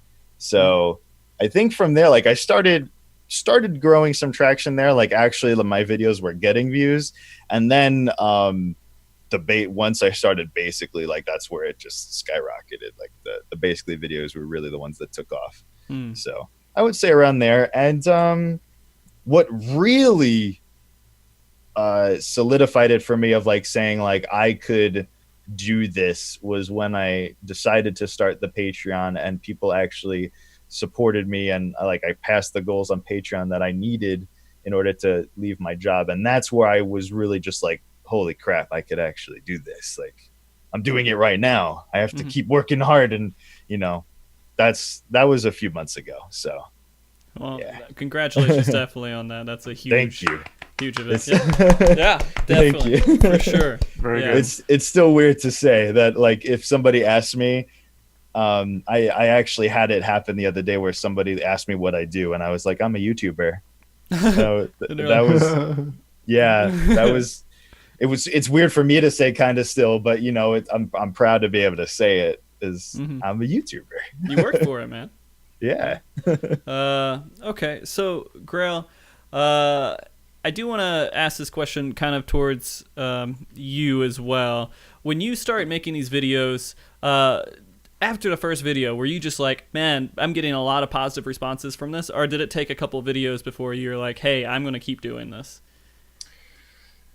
Well, Okay, it actually did take a number of videos, a number of failed tries, a number of experiments, because inevitably once you're starting out, your videos are going to be bad. Like, you don't know what you're doing, your audio settings are terrible, you don't have the hang of editing, you don't know what your audience wants, you don't even have an audience, right? So you're just pushing videos out, hoping it hits the mark. Spoilers, they don't. But you keep doing it, right? So with every video that you produce, you learn something new. You improve on it, and the next one is a little bit better. And so it just keeps growing from there, right? Until you reach a point where, okay, this video actually came out pretty good. I'm happy with it. I'm going to try and post it somewhere, promote it somewhere. It just kind of snowballs from there, right? So the reception was good for that video. Okay, maybe we can follow kind of the same structure, the same format, but covering a different subject this time. So let's try that. And then we got the Relic video. It's like, okay, this actually worked out pretty well. Let's try one for the anima now. And, it just kind of exploded from there. Well, I say exploded, but it just, it grew from there. Yeah. All right. Yeah. That's the thing. Once it starts growing, you have to keep it going. If you stop, it's going to stop. Yeah. Right. Yeah, it's rough, and usually people are hoping for more content and everything else, and as soon as you stop, then you kind of become irrelevant. Yeah. Yeah. Or you feel like you will, and eventually you do. You gotta make sure that you're consistent, because one, YouTube likes that, and also people will forget about you. Yeah, of course. Yeah. Sad reality. I've multiple times, and I do this every once in a while when I have to. It's just because my work life kind of decides a lot of stuff what I do in my free time. And I will say, hey, I can't do it. I just can't. I'm completely. There's no way for me to do a show at this point. Like when I was sent out to Ukraine for 3 weeks. Like, I can't really do a show while I'm out here. Even though I did do one show. I made it work, and it was really commitment. Wow. Yeah, commitment. Yeah, and so I had to do that stuff. And so in the end, when I'm thinking, people will kind of forget about me. Will lose traction, and you may lose some traction, but in the end, I haven't put a gun to the side of my head, so I'm doing pretty good, right? Oh God, that's a win. So you got to stay mentally healthy too while you're doing this stuff, because you will hit that point. Right. I think some people do. Yeah, you just hit this point. You're just like, I am gonna hate doing this if I do this at this point. I just have to stop. If I don't want to hate what I love to do. And you breathe a little bit, and I feel like that's me. It took me a while to kind of accept that, like, every once in a while I'm just going to have to stop in order for me to continue. Does that kind of make sense? It makes sense. Yeah, it does. Yeah. If you can keep going and you're fine doing it, and you can put in the work and you can put out the videos and everything else, but if you're getting to like a critical point and you're just like, I don't want to put out something and throw it together just to say I threw out something, because then you're putting out bad content. Yeah, it can never be like that. You never make a video to be like, oh, I got to get a video out. Let me make a video. Like, don't do that. Yeah. Okay, so let's go to this next question here. Grail, I'm going to ask this just because you say this a lot, and I want to know. What's up? You start most videos, good day, everyone. So is that something you decided on, or it just came out on your first video and you're like, I'm going to keep going? Like, how'd you do that? So for this one, I have to go back a little bit. When I was researching how to get started on YouTube, right? This is even before I got in touch with Larry, before I even decided to make a YouTube channel. I decided to do a fair amount of research. And one of the first people that I actually ran into who had a absolute goldmine of information, a wealth of information on the subject, was a YouTuber by the name of Ziggy D. You might have heard of him. Ziggy D StarCraft. Oh, yes. I wasn't particularly interested in StarCraft. Yeah. I wasn't particularly interested in the StarCraft, but I was interested in his real life channel, where he documented the growth of his YouTube channel. He talked about his monthly goals and so on and so forth. And I just learned a lot from him. And one of his signature sentences that he said at the beginning of every video was, "Good day, Ziggy D here." Right? So obviously I wasn't just going to copy and paste that. But because my name's not Ziggity. But that's where it kind of came from. It was at the beginning. It was what was it? Good day, everybody. Right? Yeah. Because I wanted to have a short little message at the beginning of every video that just kind of welcomes the viewer and says, "Welcome. This is a friendly environment. I'm here to teach you. Please be at ease." It's basically what it is, right? But good day, everybody it's kind of doesn't roll off the tongue that well. Yeah. So then I changed it to good day, everyone. So I kind of stuck with that, and that's how I've stuck with it since then. That's good. That's good. It's very good to have something like that. Yeah, and it's just a way to not awkwardly start the videos. People are familiar with it. They hear it and they see it. Like a lot of people, if you watch their YouTube channels, they'll say, "Hey everybody, so and so's here," and then they go into their video, and that's just a comfort thing to start the video with, and it's a transition. Right. It may be a normal transition that a lot of people do, and it gets memed on a lot, of course. But I mean, that's just it works out pretty well. It really does. Yep. I think as long as you keep it short, right? You don't want to. It's got to be short. Good day, Graehl here, do 2 coming minutes right introducing at you. yourself. The new guy this time talking about this and that. It's like, coming back at you with the. Yeah, because then you're taking up content time. Yeah, exactly. And like I'm wasting the viewer's time at that point. Exactly. That's where they click off. Exactly. Yeah. And that's oh my god, we don't want that. It's rough. Like content has to be like that now. Yeah, that's why I've been playing with that. Is like I've wanted to have something, and I do like if I have a vlog, I'll start with like I am here, and then I'll start talking. So with those kind of videos, but then like I feel like for my other videos, I don't want to do that. I don't know. I've like been experimenting with how to go about that because I like to have that, like Graehl said, like I like to have like an introduction that's familiar with everybody, and it's nice to be like, okay, you're watching a Larry video, and here we go. But then it's also like I also just want to get right into the content. Right. So I don't know. I don't know how to bridge the gap, kind of thing. It's a fine line. Yeah, and you have to feel comfortable doing it too. Like, yes. I don't really have a catchphrase, although I'll say that like I felt like it was kind of forced upon me to say "Stay frosty." Stay frosty. Yeah, and so like at the end I'll say it every once in a while. I'm like, I like that. Yeah, stay frosty, guys. My name's Frosty. I like that though. Yeah, it's good. I didn't even know what frosty meant as like a verb, right? Until like years ago. Yeah, it's just like stay cool, stay chill. Like, and it's like a military term, right? It's just like okay, I'll take it. I'll take it, man. All right, so let's ask you this question, Larry. You have a few different types of videos. You don't do just one type of video all the time. You got like parodies. You have your kind of sort of let's play, but kind of where you go through the game and you're kind of making fun of it, like the donkey style that we were talking about a little bit, right? Similar to that. Do you have a certain type of video that you are like always amped up, looking forward to make, like a preference? No,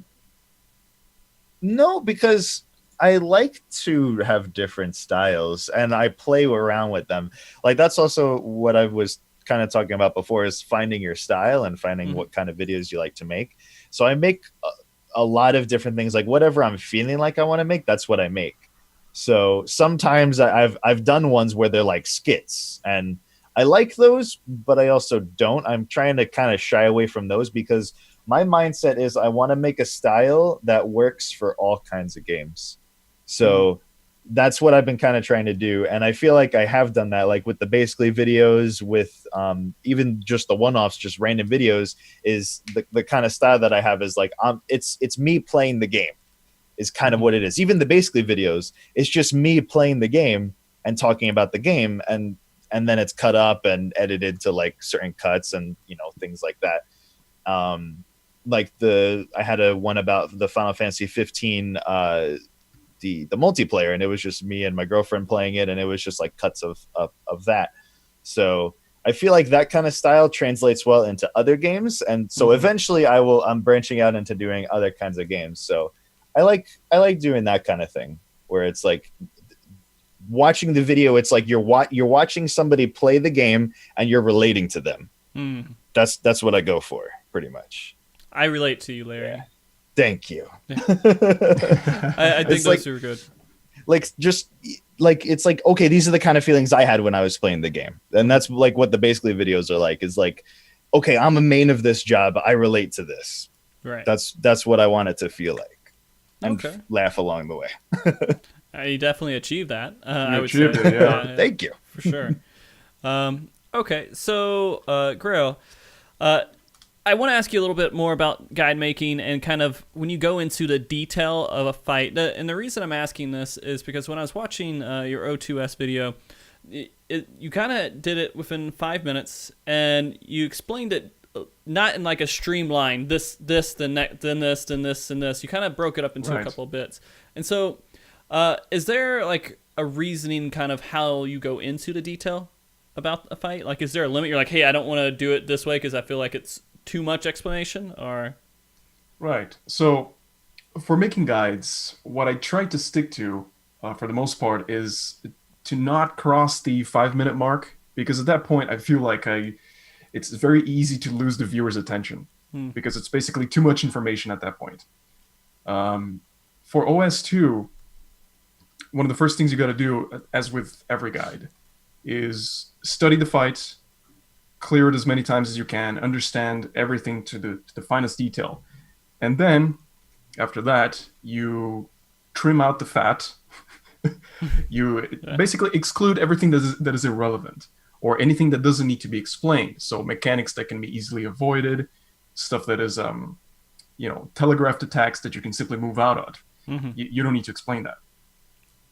So what we do is, well, you for say OS2, that. But go ahead. Sometimes. But go ahead. Yeah. For OS2, first, obviously, you need to start with the mechanic that dictates the entire fight. So the levitator, right? So let's get that out of the way first, because if we don't explain the levitator, nothing else makes sense, right? So we start with that, get that out of the way. After that, we go into the mechanics that do not tie into any other mechanics. So things that can happen on their own, and they're not going to change regardless of what happens before or after it. So the gravitational manipulation, the tank buster, the tank swap, all those things can happen at any point in time. And they're not going to change. They'll happen at different points in the fight, but they're not going to change in functionality. And then you have a separate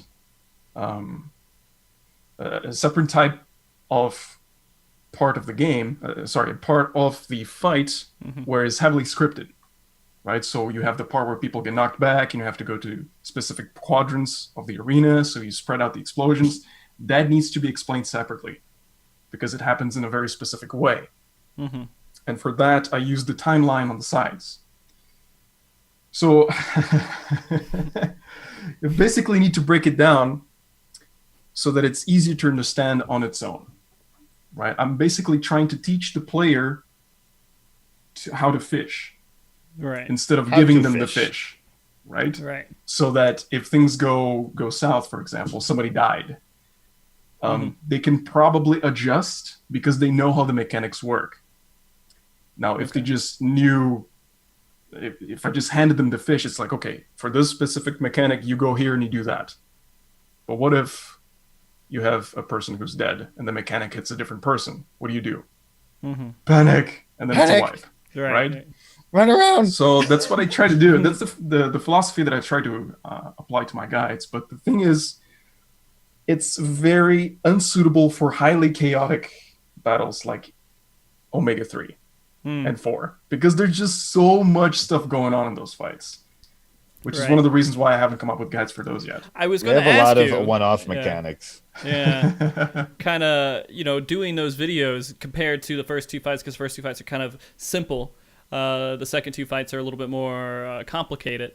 And so making those videos, are you going to try to still go under 5 minutes?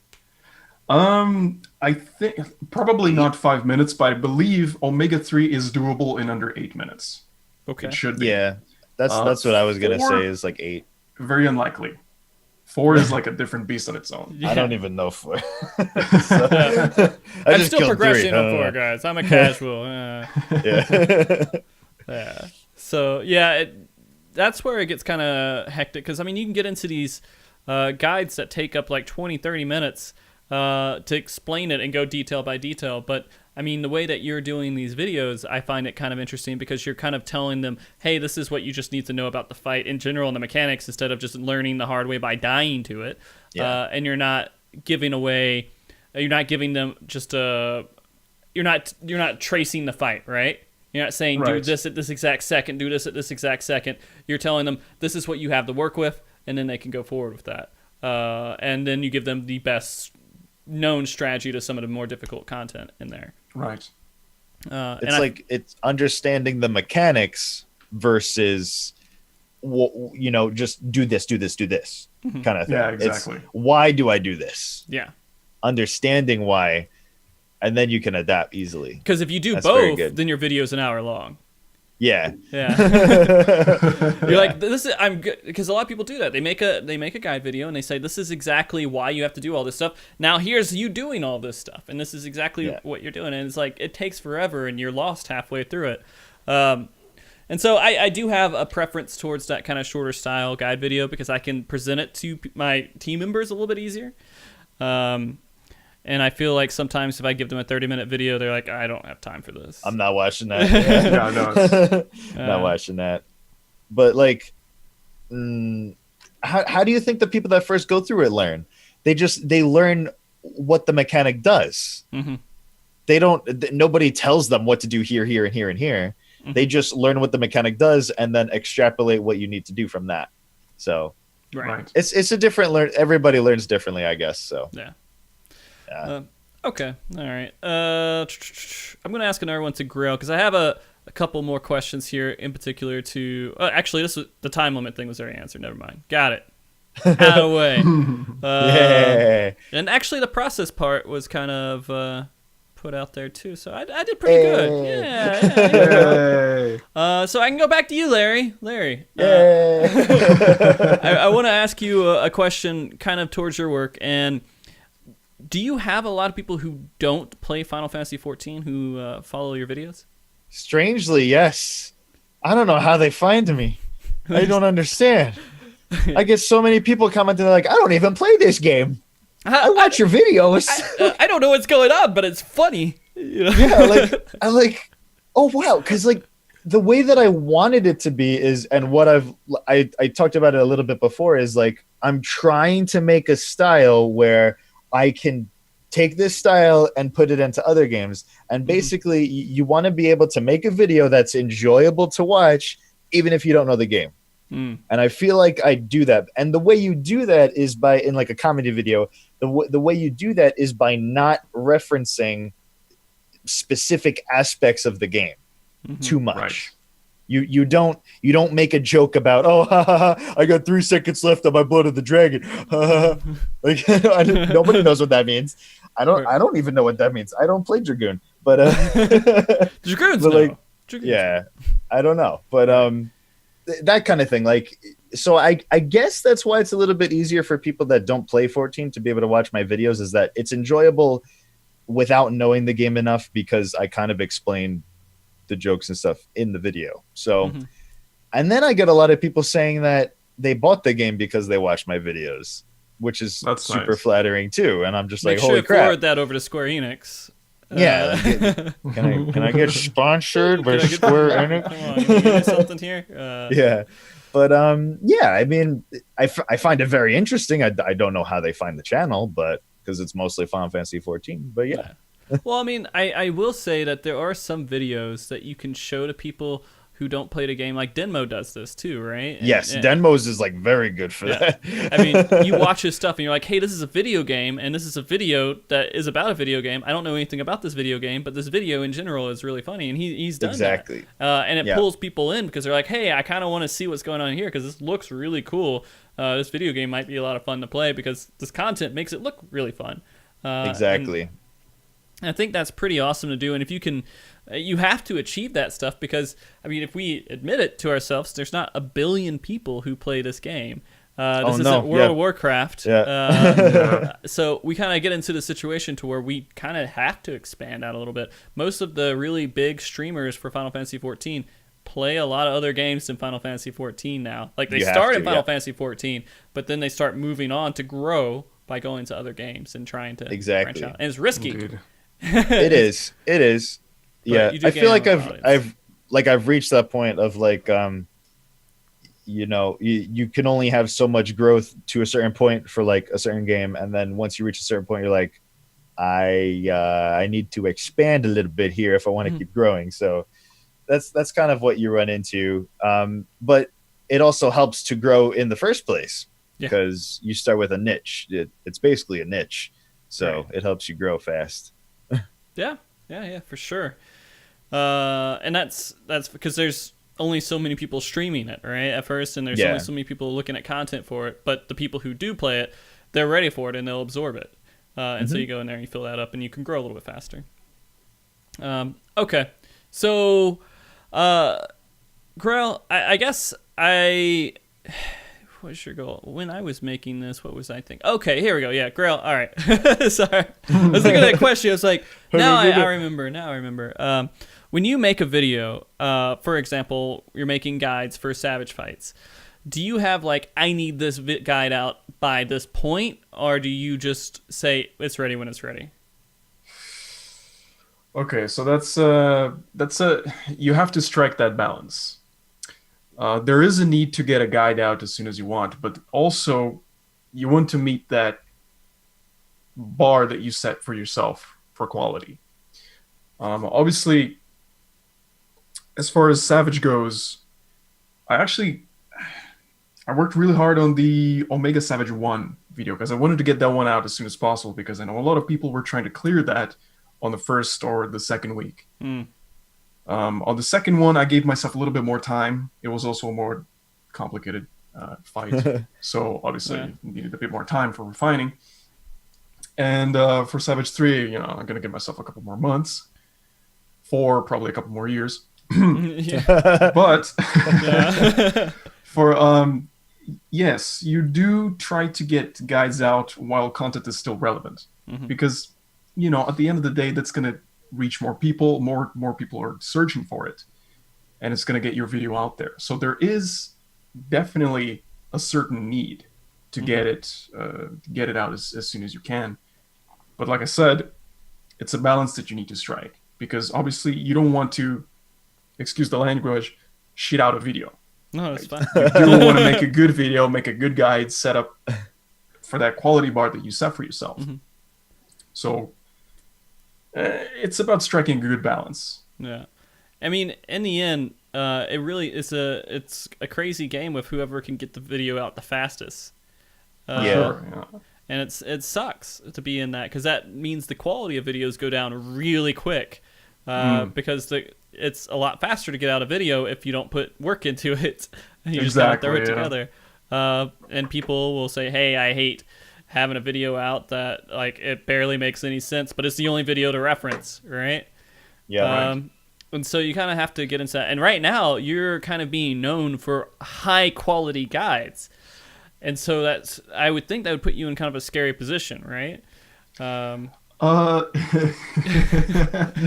Yes, because I've set the bar pretty high for myself, which is not a bad thing in a way, but in another way, it is kind of bad because it implies that I'm going to be putting a lot of effort into the guides, which is something I'm going to do either way, but it's also something that takes time, right? And the longer the video is, the longer the guide is, obviously, the longer it takes to work on it.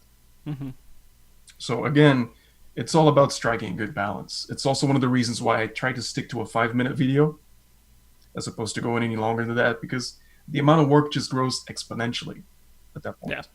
For the amount of takes you need to do, the assets that you need to create, all the editing, the voice work, it just increases exponentially the longer you go. Right. But 5 minutes is kind of a good spot. So I try to stick to that. Okay. Like if you put out a video too early, you run into the issue of like, oh, maybe this isn't so accurate anymore either. Yes. Right. So that like, too. And people won't take you as seriously. Exactly. And in the guide making community, there's like all kinds of different people who have different opinions on how the guides need to be done and everything else. But to get out a really quick and good guide, there's a couple ways to do it. And now, Graehl, I don't know how much of a raider you are in particular. Are you like a pretty hardcore raider? I was until Gordius destroyed me. Okay. But now not so much anymore. I was actually wondering that because like I would assume that for guide making you have to make sure that you're like on top of like, you know, getting 16-hour days, yeah. Getting the stuff out early. No, I'm pretty casual these days. I just do the first 2 savages through Party Finder, and that's all I do. I'm not even part of a raid group at the moment. Mm-hmm. Do you have 4 cleared? Or are you working on 4? Savage 4? No, I don't even have 3 cleared. Oh, unfortunately. We could. Can you make a guide on it, like without? I mean, I guess you could, unless, as long as you could get the footage on the whole fight. If I get the footage, yes. Yeah, I probably could. You could make it. Yeah. So I'm gonna relate this kind of to someone I respect a lot, that I've talked to a lot and had discussions with, which is Midstech, right? So I have I've met her. We went out and had dinner with a whole group of really cool people when I was over at FanFest. That's so cool. Yeah, that's pretty nice. Yeah, and I've had a couple of Mog talks with her. She's as a person, she's wonderful, fantastic. But I mean, you kind of get into this weird situation to where you have to be like a really crazy hardcore raider, plus make guides and be really skilled at making guides. Yes. Cut out a lot of your own life to get a video out in time that people want to watch. And so she actually, to kind of work with that, she works with a FC, Angered, who was the world first at getting O4S down. And she can use their footage, as well as maybe some of her own footage if she's getting to that point, and kind of what they learned from the fight to make a guide. Right. And it makes sense. It really does. To have someone who is really good at making guides, then have players out there that can produce the footage you need and the information you need on the fight. It's kind of like the best of both worlds, really. Is like if you have the footage for it, it's not, you don't need to personally have cleared the fight. You know, you're the guide maker, so you can make the guide as long as you have the footage for it and you can explain it well. That's how I feel about it. It's okay if you personally have not cleared it. Yeah. So, but I mean, having a general understanding of how the game works through rating and everything else, you don't really need to know too much more to understand how the mechanics will work. If you understand like the little latency things, the little things that might come up in the game and everything else, you can still make a guide just by, the mechanic is you stack here, or you don't stack here, or you do a formation here. And so I feel like, Graehl, it wouldn't hurt you to like maybe work with some hardcore raiders. Find as well. an FC, that clears it, because you do really, really strong or really high quality guides. Like, and I will keep saying that over and over again. And if you're not able to like go 16 hours a day, which is completely logical, raiding and going and doing all this other stuff, you could still put out really good guides pretty quick. Yeah. I probably agree with you. I mean, it becomes a business decision at that point. Yeah. Like, you don't think about it, but like when you're making content and stuff for the game, what you do in the game becomes business decisions now. Yes. So That's true. It kind of has become already at this like, point. Once you're sorry, go on. No, keep going. At this point, when I'm playing the game, I'm basically playing the game looking for opportunities to make guides. Yeah. I don't obviously I do play the game and enjoy it, but it's become something else at this point. Right. Yeah. I'm playing the game, looking for opportunities to make guides out of it. Of course, that includes all facets of the game. Whether I'm, recently I was leveling, Gatherers and Crafters, which is one of the reasons I have. What's crafting? That's crazy. Precise touch. What is that? So that's the reason why I have these guides recently in my channel. It's because that's what I've been getting into recently. Now, it's just how it is. It's just the game has become kind of a business thing on the side now.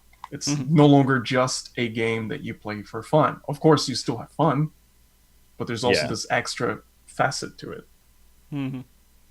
And shout out to Zeno too, who's in chat. Hi, Zeno. Another wonderful guide maker out there, hardcore amazing Zeno. player.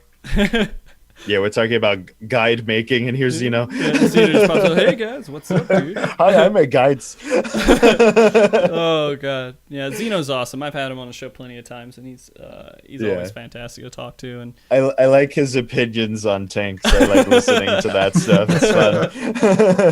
Oh my god, it makes me want one like caster. Like I can talk a lot about casters. I feel like I can, but I also don't hardcore raid, so I can't talk about like what caster is like in 04S. Like I can't talk about that, but like I want more people that do caster like Zeno does tanks. Yeah, no, seriously, we need those people out there. More people who heal, that go out there do that rain. Well, you have a couple of people, but there's no one quite like Zeno. Yeah, kind of out there for those jobs. Yeah. But all right. So Larry, I'm gonna go into kind of a different topic, something that you did recently, which was really interesting. Is that you actually did a charity event? Yeah. And you raised $20,000. Yes. Yeah, definitely. I didn't know it would go anywhere near that. Yeah. So tell me about that experience and kind of getting into that, how you started it, and kind of how that whole situation played out. When I first started my channel, or like before, like when I was thinking of starting my channel, I wanted to do charity events. That was something I wanted to do. So, you know, I've grown so much and been able to, you know, get this kind of following. And I feel like once I reached a certain size, I would be able to use that as a power to do something good with it. And I felt like directing that crowd and that following of people towards doing a charity was a really good way to do that. So I was looking at what kind of charities I should do, and I found Extra Life, because Extra Life is that way I don't have to handle the money. It just goes all through Extra Life. So I wanted to make sure it was something like that where I didn't have to touch the money. And so I found Extra Life, and I saw that they had a children's hospital that was near me. It was Cohen Children's Hospital.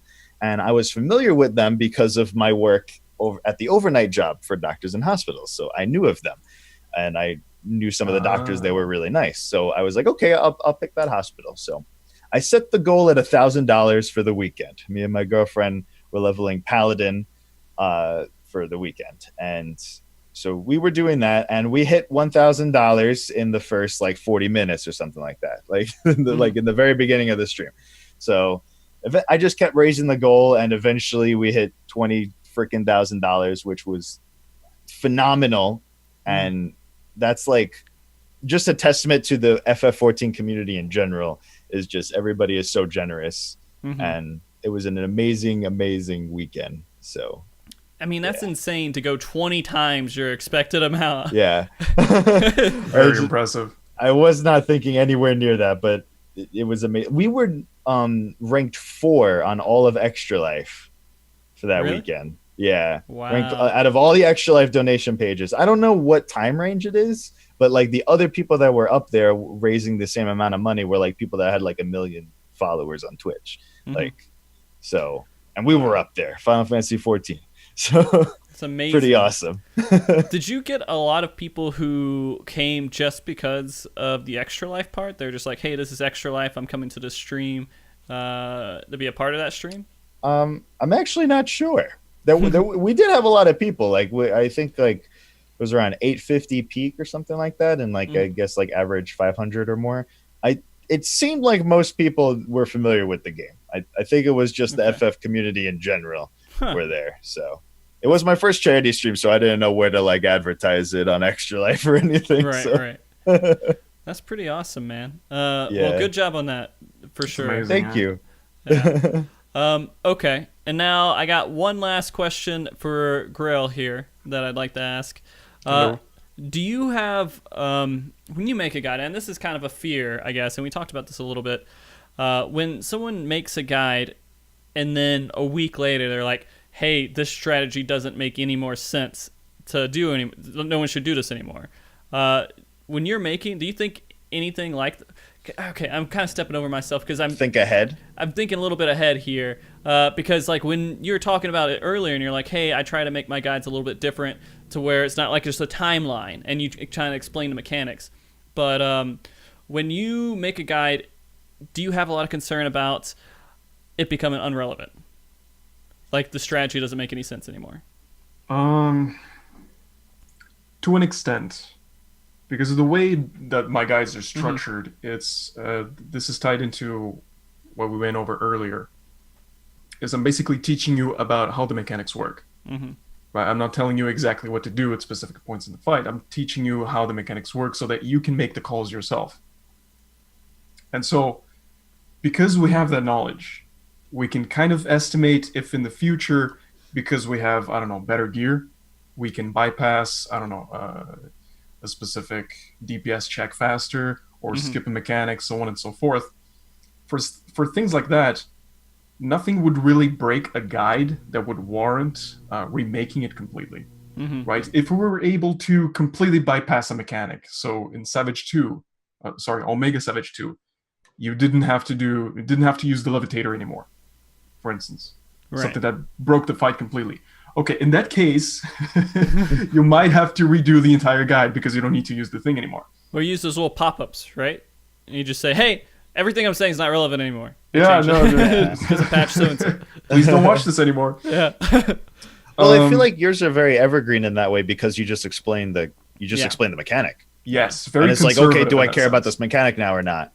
You know. And that's exactly why I was tripping over myself, because I was like, I already know the answer to this because of what you said earlier. Right. But I figured I'd get that question out either way.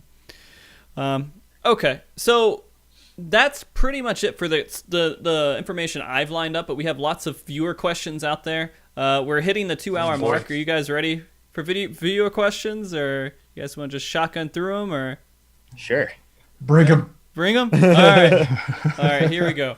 We're going to go through all these, and I'm just going to start from what's at the top and kind of just go back and forth as much as I can. One of you guys might have a little bit more questions than the other person, and that's okay. If you guys, by the way, viewers in the chat, if you have questions, please go ahead and ask them. This is your last chance before we are not taking any more. We might not be able to hit all the questions, so I'm sorry if we don't. That's okay. Yeah, this one's for Larry. This was asked when I put that form up on Twitter. UWU, what's this? Which I'm sure that's supposed to be a face, right? Better Daddy, Sid, or Biggs? What the fuck? You're gonna get a lot of troll questions. I told you, I was like, why are my questions so silly and Grail's are more serious? What's up with? Well, obviously Sid. Obviously Sid. He would be a good dad. No, he would be. Not saying daddy. Yeah. Not doing it. Dad, father of a child. He would be a good role model and inspiration. Yeah. Yeah. Okay. Yeah, that's it. Oh my God! I can see him just coming in, and they're just like, "Holy shit!" Great. Graehl. All right, here's the question. It seems like it's kind of a serious question here. Nice. All right, Graehl.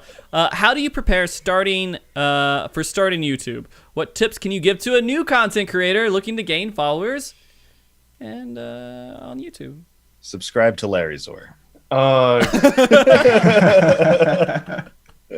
Oh Jesus. Feels like I've asked this question myself a long time ago. Yeah, we. Right. So for starting YouTube, do a lot of research. Yeah. This is really the most important thing. Before you're starting out, look for people. Obviously, there's a lot of information about starting on YouTube, but what's difficult to find is legitimate information. So people who actually go out of their way to inform you exactly how it was in their first couple of months. Very difficult to find that. But just do your research, look around. In my case, I was able to find Ziggity Starcraft. His real life channel had an absolute wealth of information, which I would recommend to anyone. Go look him up. You'll not regret it if you're interested in getting started on YouTube. And be ready, because if you're serious about it, it is something that's going to take a lot of your time, and you're not going to see anything out of it until much later down the road. It is a very long-term investment. I've started in April, and I'm still, I haven't seen a lot of return from it. I'm only now starting to get something. and it's been what, 4 months? And that's kind of why I have you here, Grail, to be honest with you, is because it's content I recognize that deserves to be kind of seen a little bit more. Yes. So just letting you know that. So he's like, it's okay. Let me just take a quick sip here. Okay. Yeah. Okay, so just be wary that this is a very long-term investment if you're serious about it. And just do your research. Mm-hmm. Look up as much information as you can. Get informed. There's a lot to learn. I still have a lot to learn. I've learned a lot, but there's still a lot to learn for me and for everyone who is in this kind of business. Mm-hmm. So just do your research. Don't worry about it being overwhelming. Learn a little bit day by day and take, step by step towards achieving what you want. All right. Small steps, baby steps. Solid advice. I mean, like, freaking awesome advice. Yeah. When I started, again, I had nothing. I knew nothing. I just turned on the camera and went. Yep. And I didn't feel like I got to a point to where I was like, I'm actually kind of okay. I feel like I'm providing something that maybe might be worthwhile until I hit my 50th episode. And I was like, there's a lot of people seem to actually enjoy this, or there's at least a little bit of a chunk there. If it's something you want to do and you're thinking about it and you just keep being on the fence and you're like, oh, I don't know if I want to do it, Mm-hmm. you just have to start. And that's with anything really, but you just have to start.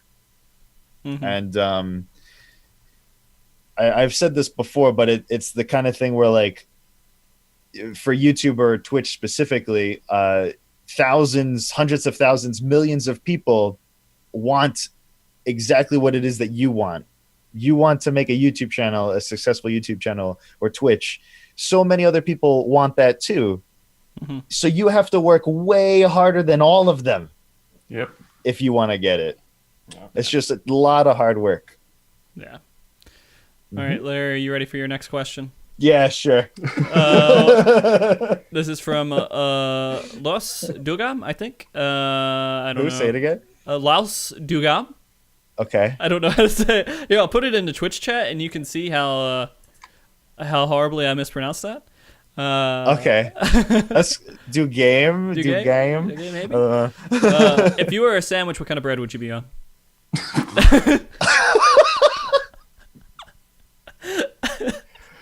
Solid question. 10 out of 10.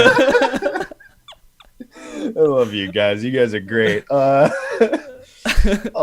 really like Italian herb and cheese bread from Subway. Oh, Subway sucks. It does suck. No, it does, but I like that subs. bread. Yeah, it kind of is actually. No. Okay. No. You know Quiznos? There's no Quiznos near me anymore, but it's kind of like the other Subway. But they had a bread that was like that. It was like herbs and cheese. That one was really good. Oh yeah, I like that bread. Generally, if it says herbs and cheese on it, that's a good bread. It's a good bread. Yeah. Baked with cheese on top. I'm gonna ask you a serious question here, just to follow it up a little bit. Okay. All right. Okay. Tokisaka Kurumi, what video editing software do you recommend for someone who's looking to get into content creation? That laugh though.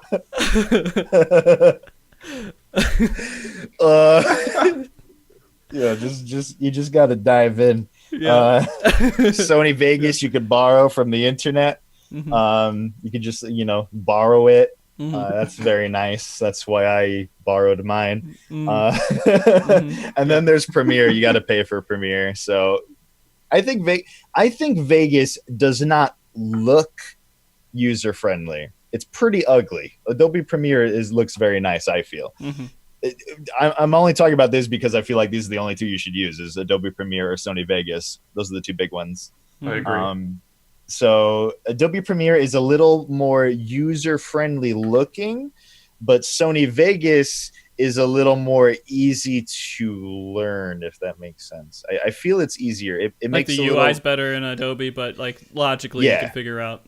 Yes. Vegas. Okay. Like Vegas, I feel just comes more naturally to me, but you can learn Adobe too. So I recommend Vegas, but both of them are just as much of a learning curve. And Adobe you pay monthly for, basically. Yes. Right? No. Yeah. Vegas, you can borrow. Yeah. Exactly. Yeah. All right, Grail. This is from Paco's Trisudo, I think, maybe. Oh boy. Oh, you know. Okay, good. Yeah. How do you feel to lose the role on a 240 tank ring? Oh, I feel like this is something that's happened. I think this is like a little personal.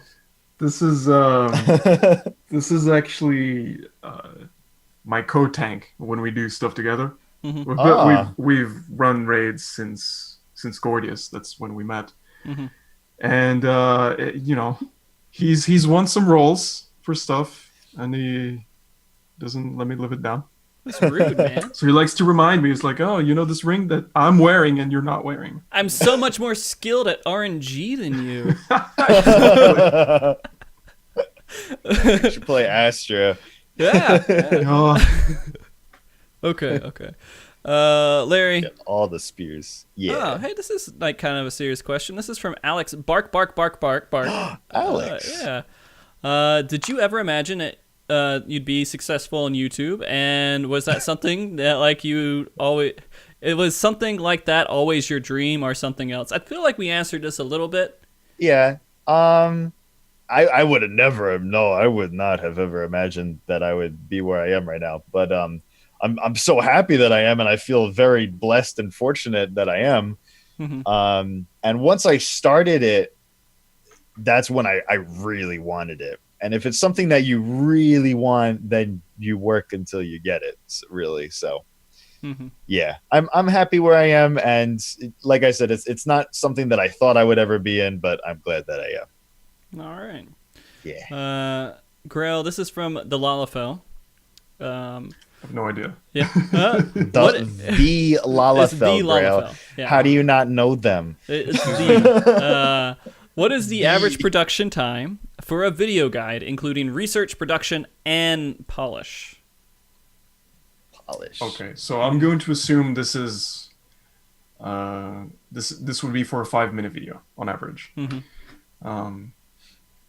Research. I'd like to do research and script ideally on the first day, because that's something I can revisit in the next couple of days, and then eventually it's things that get better with time. If we just leave the script for the last day, it's going to be kind of messy, and there's not a lot of room for improvement. So there's that to be done on the first day. On the second day, I like to work on the assets, open up Photoshop, get everything ready, start cropping and pasting and copying and all that good stuff, and also design all the assets, all the flow charts, and all that good stuff. And on the third, ideally, I would like to get started on the editing, and that's when I do the voiceovers as well. If we're talking about harder guides, so a Savage guide, for instance, needs a bit more revision, a bit more refining and polish, then it carries over to a 4th day or a 5th day, depending also on how much free time I have, because I do have to balance real life at the moment. What? Yeah, so what is real life? There's something outside of what you're doing? I know, crazy. What? But where are the videos? Why are you doing all of that when you could be making more videos? Yeah. Larry, this is from General Disorder. How did you think of your old YouTube username, Sase? The first one? Yeah. Oh, okay. The first one was just my character name. My character name was Saisei, which is it's just a Japanese name for like respawn, or like a character dying and being reborn kind of thing. That's what it means. So that was my YouTube name, and I felt like that was not easy to remember or pronounce for anybody, as for us, he just demonstrated. Sorry, I mean, I'm the king of that. So well, it's a Japanese word, and it's not even spelled the same way. So I feel like when you make a channel, you want to make it easy to read, pronounce, and remember. So I just used my name. I wanted to make it personal, so I put my name in it, and strangely, there's not many words that sound good after putting Larry, like E sounds don't Larry go Perry, good. Larry Harry, Larry's. Yeah, without rhyming. There's not. So were you just like many. Larryzaur, Larry? Like, Yeah, you just Larryzaur. like emulate a dinosaur. Yeah. Yeah, Larryzaur. So Z sounds worked well after. So I was like Larryzaur instead of dinosaur. So yeah, I went with that. Okay. All right. Grail. Let's see. This is a serious question here. Do you have? Save me. No. Do you have any tips for new content creators? Wait, that was just a... No. Do you have any tips for new content creators to speed up their video creation in video editing process? Files can get pretty big, and I find my video editing software slowing down when I constantly try to preview scenes and layers. Okay. That's a pretty advanced question, right? Oh, that is advanced. Yeah. Depends what they're using to record, I think. Yeah, I'm going to assume we're talking about Vegas. I'm going to go with Vegas because this is what I use. Mm-hmm. Yeah. It's not awfully relevant in this case, but what I do have to do, I'm going to talk a little bit about my personal content production, is I am limited to a certain setup that is not quite suitable for video editing. I am doing all the editing that I do for my guides in a laptop, which is not that great. Oh my god! It's Do you really render not on the great. laptop? Yes. Oh my god! I play the game, I record, and I render on the you. laptop. It's what I have at the moment. I do plan to upgrade it at some point in the future, but this is what I have, which puts me in a position to kind of answer that question nicely. Okay. Yes. So first things first, when you're recording, if your hardware is limited like mine, do consider toning it down from 1080p to 720. That's going to cut down sizes immensely. Second thing, 60 FPS, tone it down to 30. That's the next big thing. Also, memory is kind of a big deal for video editing. If you have less than 80 gigabytes. 80 gigs is kind of crazy, no? If you have less than 8, you're going to struggle a little bit. I have 8 at the moment. It's kind of bad, especially for previewing while you're recording. But once you're working on your video for editing, make sure nothing else is open, right? So don't try to do Photoshop while you're video editing or playing the game at the same time. Close everything else. Make sure you have all those resources dedicated specifically for editing while you're editing. Once you're done editing, save, close, and then you can open your game or do Photoshop on the side. So just tone things down. Play a little bit with the bit rate for for rendering. So you get a nice compression to quality ratio. And something that doesn't take too long to upload as well, because for 720p, you're going to run into inevitable compression from YouTube. So even if you render at, 20 million bit rate, it's not going to translate very well into YouTube. So play a little bit with the settings, tone it down a little bit. Don't be afraid to play with different settings. That's it, really. Until you get better equipment, and then you can... Exactly. Get a little bit more memory, better processor, more cores. I want to feel like this person is also recording huge video files that they don't need to be that big. So I want to say change either the settings in your recording software or use something else. Like DX Story is like infamous for having huge video files, and that makes it really hard to edit with. So if you use like something else or a different codec, you can make the file sizes smaller, and that'll be easier to work with. Yeah. I mean, back in my days they may be using Movie Maker, and back in my days with Movie Maker, if I added like too much stuff, it was gone. I did too much, it just couldn't handle it. Can't do it. So don't use Movie Maker if you're getting lots of issues with that. Yeah. Solid advice. Yeah. Yes. Okay, so this is for Larry here. This is from Tacticat Nuke. Okay. Are you disappointed with the lack of butt sliders in Stormblood?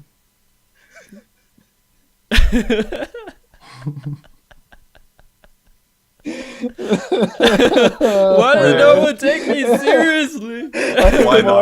I'm more disappointed in the fact that the summoner dog, the third one, is so tiny. It's so small.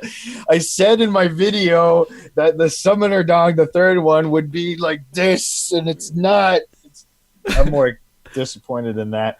But yeah, we need butt sliders. Yoshi, please put some butt sliders. Please, Yoshi, please. Please fulfill our joke. Okay. I'm going to ask another question for you, Larry, just to follow that up. Could you chew in a row for those? Is there a video that you made, and this is from Hero, is there a video that you made that you wish you could have made better? Did you ever go back and you're like, man, I wish I did a lot better on that?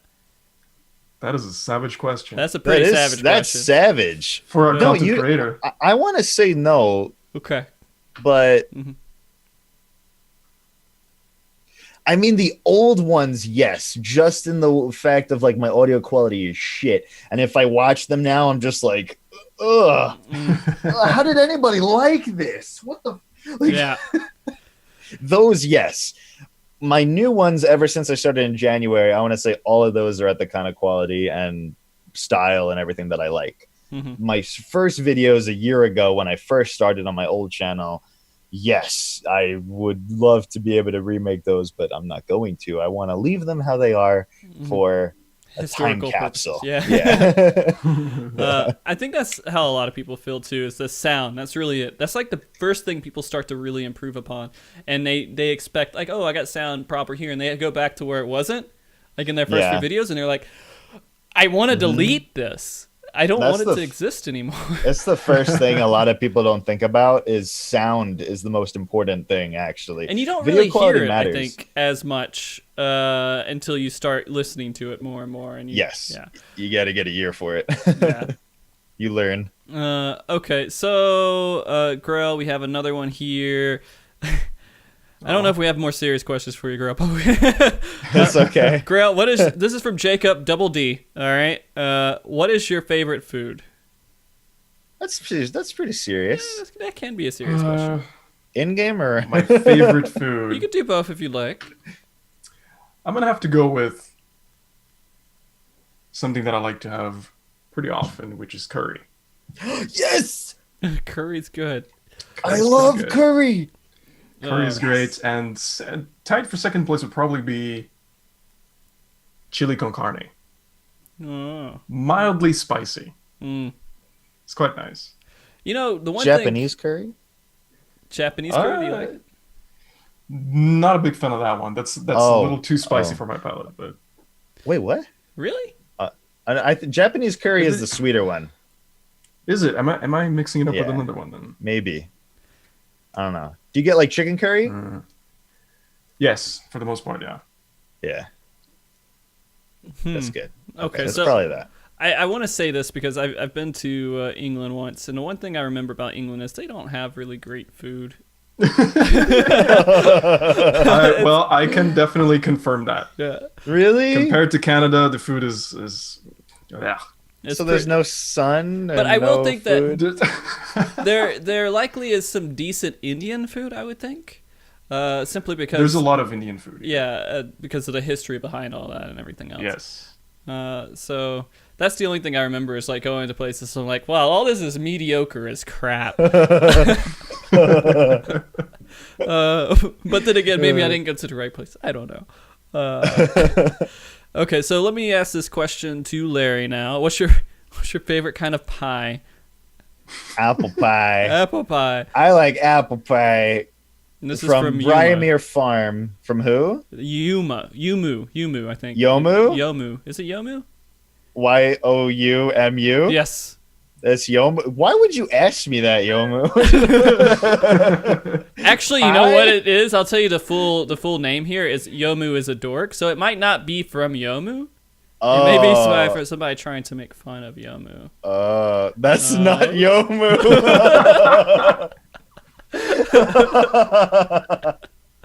Oh, that's hilarious. Yeah. Okay. There you go. Yeah. All right, Grail, did you ever get that haircut?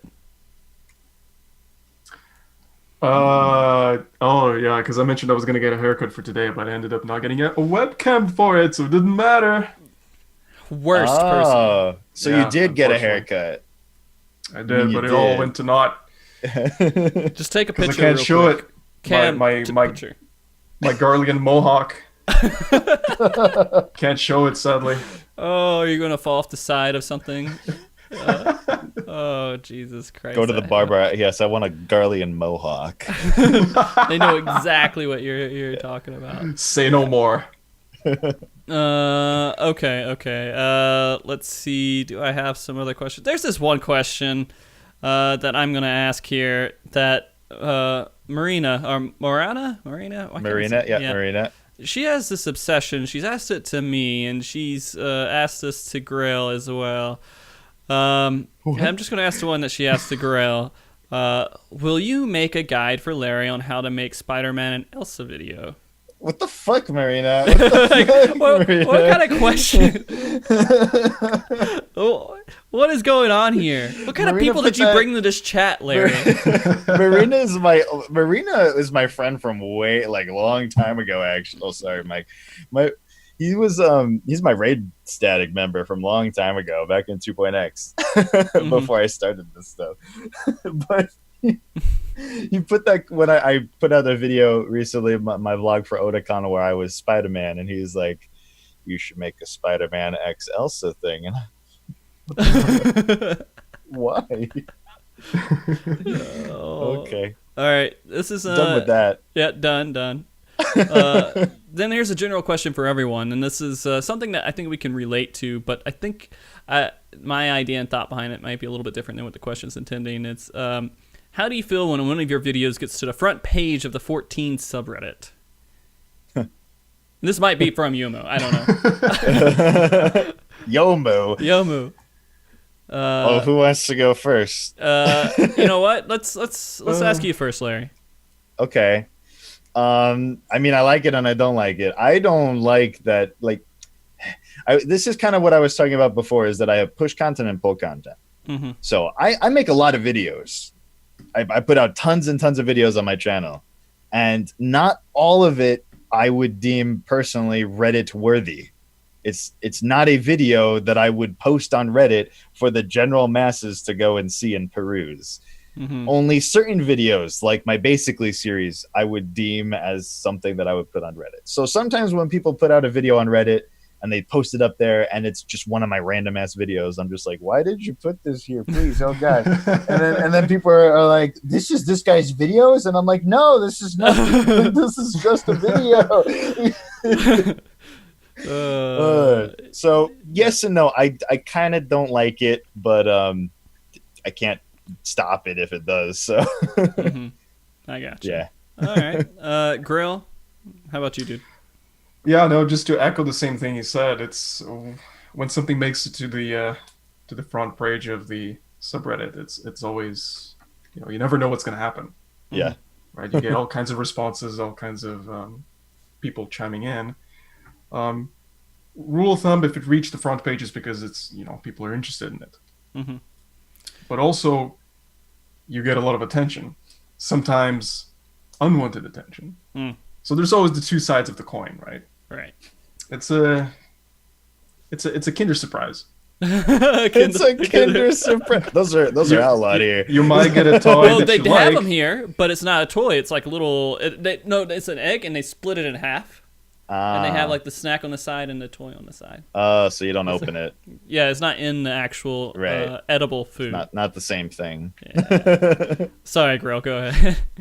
Yeah, no, so you might get a toy that you like, and you also might get one of those puzzles that you don't really like. Right, yeah. Or a little cardboard cutout of something that doesn't even, you're like, what? Am I supposed to want a cardboard cutout of this Disney this Disney star that's rising up or something? It's like Spider-Man and Elsa? No, thanks. No, stop. Don't bring it back up. I'm sorry.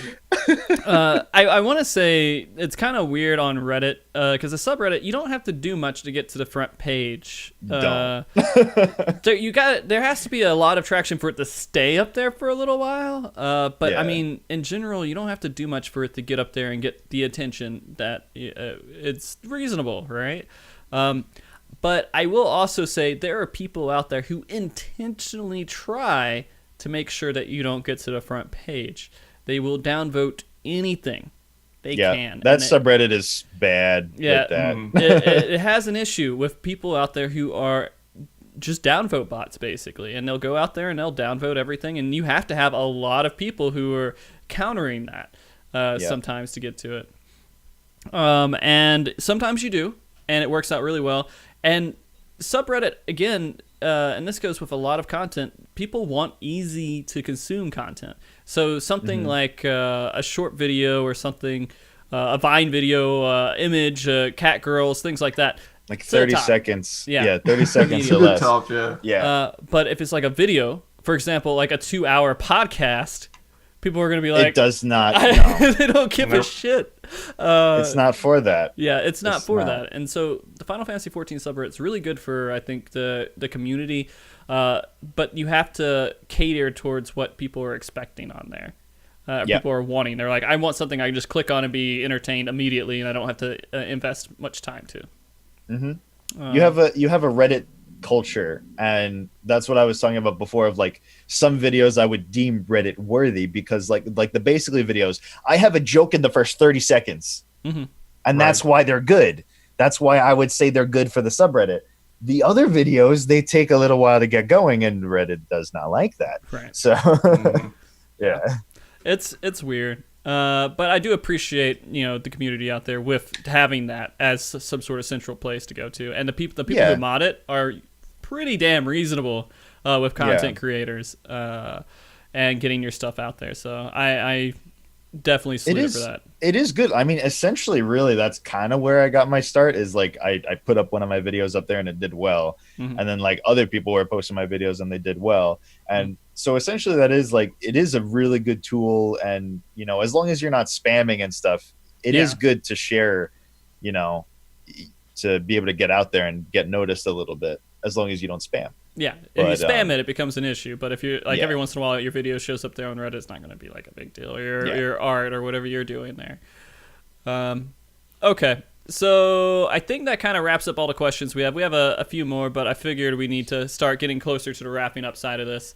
And those questions, I appreciate you guys putting them in. This was wonderful to go through all this. Yeah, you guys are amazing. And we'll do a little hearts. I look at my wonderful circle heart here. I know I'm doing one as well. Grail's doing one too. Doing one. Of course he is. Grail's doing everything. He's saving babies right now on camera. You just can't see it.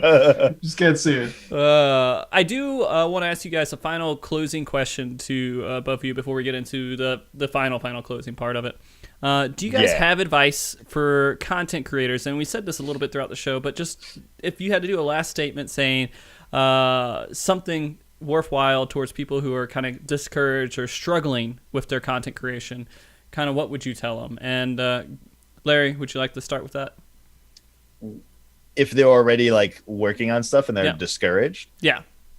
I feel like the most important thing is to stay true to yourself and believe in yourself and know that what you're making is good.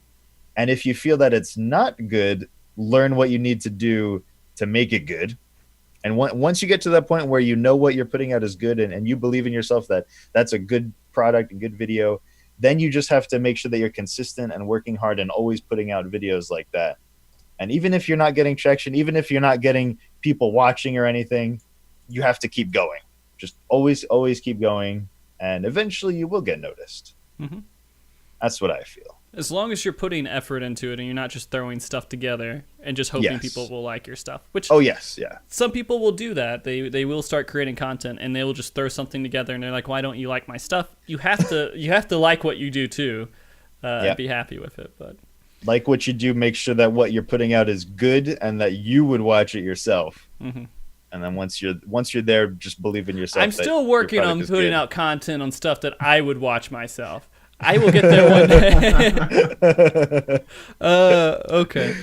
Grail, any advice you'd like to put out there? Well, in addition to doing the research that we already covered earlier, I feel like if you're serious about making a YouTube guide, I'm just going to echo a little bit on what Larry said. You have to do something that you legitimately enjoy doing. In my case, it's just teaching. I enjoy teaching. And that manifested itself in a way of making guides. So for you, don't go into YouTube expecting to make it big in a month, in 2 months, Nope. in 6 months. It's not going to happen. Nope. It's not going to happen for 99.9% of people. Mm-hmm. Go in doing something that you like, and eventually you will reach that point where you want to be. Yeah. That's really all I can say. That's wonderful. All right. So, guys, this has been an absolutely fantastic show, by the way. I had a lot of fun doing this. You guys have been wonderful here. I'm glad I got you both on here. I know this whole process of making this show, like Graehl, I contacted you months ago. Larry, I contacted you a while back. It has taken us a while to get this show together, but I'm so happy that it did come together because this has been a wonderful show. I do want to go ahead and say definitely thank you, Larry, for being on here, and I want you to do your shout-outs, but I'm going to shout out you real quick. Larry, you make wonderful content. Thank you for coming on and being a part of this, and I hope that you stay in the community and with us, even though you will venture off, I know. Right? Oh, I will always. Yeah. It's important to me. You're a really amazing content creator, and I'm glad you came to us. Is there anything that you'd like, anyone you'd like to shout out, personally say here before we get off the air? One person, Yomu's gay. What person? Oh my god. No. Okay. I want to. Okay, I need to say this, but I'm not plugging. Okay. No, I need to this say is a point to kind of plug yourself too. If you want to do all that stuff. I need to say it because I'm not gonna plug because I'm not gonna say where it is or anything. But my Patreon, all the people that support me on Patreon, you guys are literally the reason why I can do this and why I make videos and why I'm able to make so many videos is because of everybody that's supported me on Patreon. So thank you guys the most. And thank you, Eva, for always supporting me. She does a crazy amount of support. Mm-hmm. I mean, that's a perfectly reasonable thing to say because that's a huge thing. Anyone who comes out and supports you for what you're doing, and they make it possible for you to do it, of course. Yeah. And also, please, guys, follow Larry because you also stream as well. You don't just make videos. I do. Yeah, you stream a good amount. Go and watch Larryzaur, and that's LARRYZAUR on Twitch. That's me. That's him. That's me. Oh my goodness. All right, and Graehl, thank you for coming on to the show too.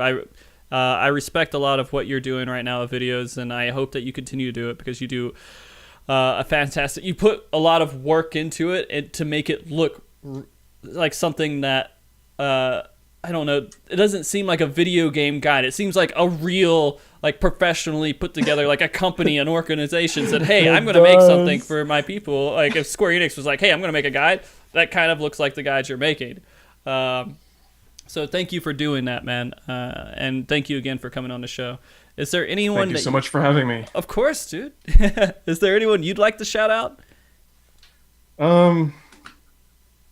There are a few people actually. Okay. When I was starting out this whole YouTube thing, I had a number of people who supported me and continue to support me. Among them, we have a person who chimed in with the question earlier, Pacos. He likes to joke around a lot, but he's always present. For moral support when I need a little bit of help and things are looking down. He's always there. Proxy as well. Excellent guy. I have a good fellow by the name of Avon. He helps translate and provide transcripts for all my guides. I mean, it's a lot of work, but he's always doing it. Excellent guy. And obviously, just like Larryzaur mentioned, all the people who are showing their support and believing in the work that I do through Patreon, you guys are literally making my dream come true, right? I haven't quite reached the dream yet, but you guys are part of the reason why it's becoming a reality. And thank you so much for that. And if you guys want faster Savage videos, yes, there you go. It takes a lot of time. It takes a lot of time, and you have really to be able to cut out things that bring other financial means in to do it. So you gotta definitely, that support helps out. And some people will say, oh, sell out and everything else, but you guys forget how much it means to have that kind of stuff out there. Okay, guys. Let's see. What else do we got here? I want to do my special shout-outs to the viewers, everyone that came to watch the show today. Thank you very much for coming and participating. This has been we've done some community spotlights before, but this is our first of the hopefully repeating community spotlights that we do every month. And you guys have been, again, fantastic for that. Viewers, you guys are wonderful for supporting that. And I know a lot of you guys are from Larry's stream. They're from watching his YouTube videos and Grail's YouTube videos. So thank you for coming to support those guys as well. I will have this video up, and so thank you all to YouTube viewers who are watching as well when I get this up as well. Thank you very much for all the mods in the chat that kind of helped, even though everyone in chat did fine. I didn't see any bans go across, but thank you for those guys out there with the guns ready and locked and loaded if necessary. You're amazing. And also, thank you very much, Andre Kane, for letting me use your acoustic guitar version of that battle theme for Final Fantasy VII for my theme music that we do at the very beginning and near the end of the show.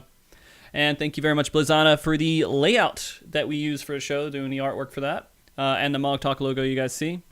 And next week, I'm hoping to do a raid MogTalk, and I think a lot of people have shown interest in discussion on ranged DPS, so we will see how that works out. Either it's going to be ranged or magical DPS.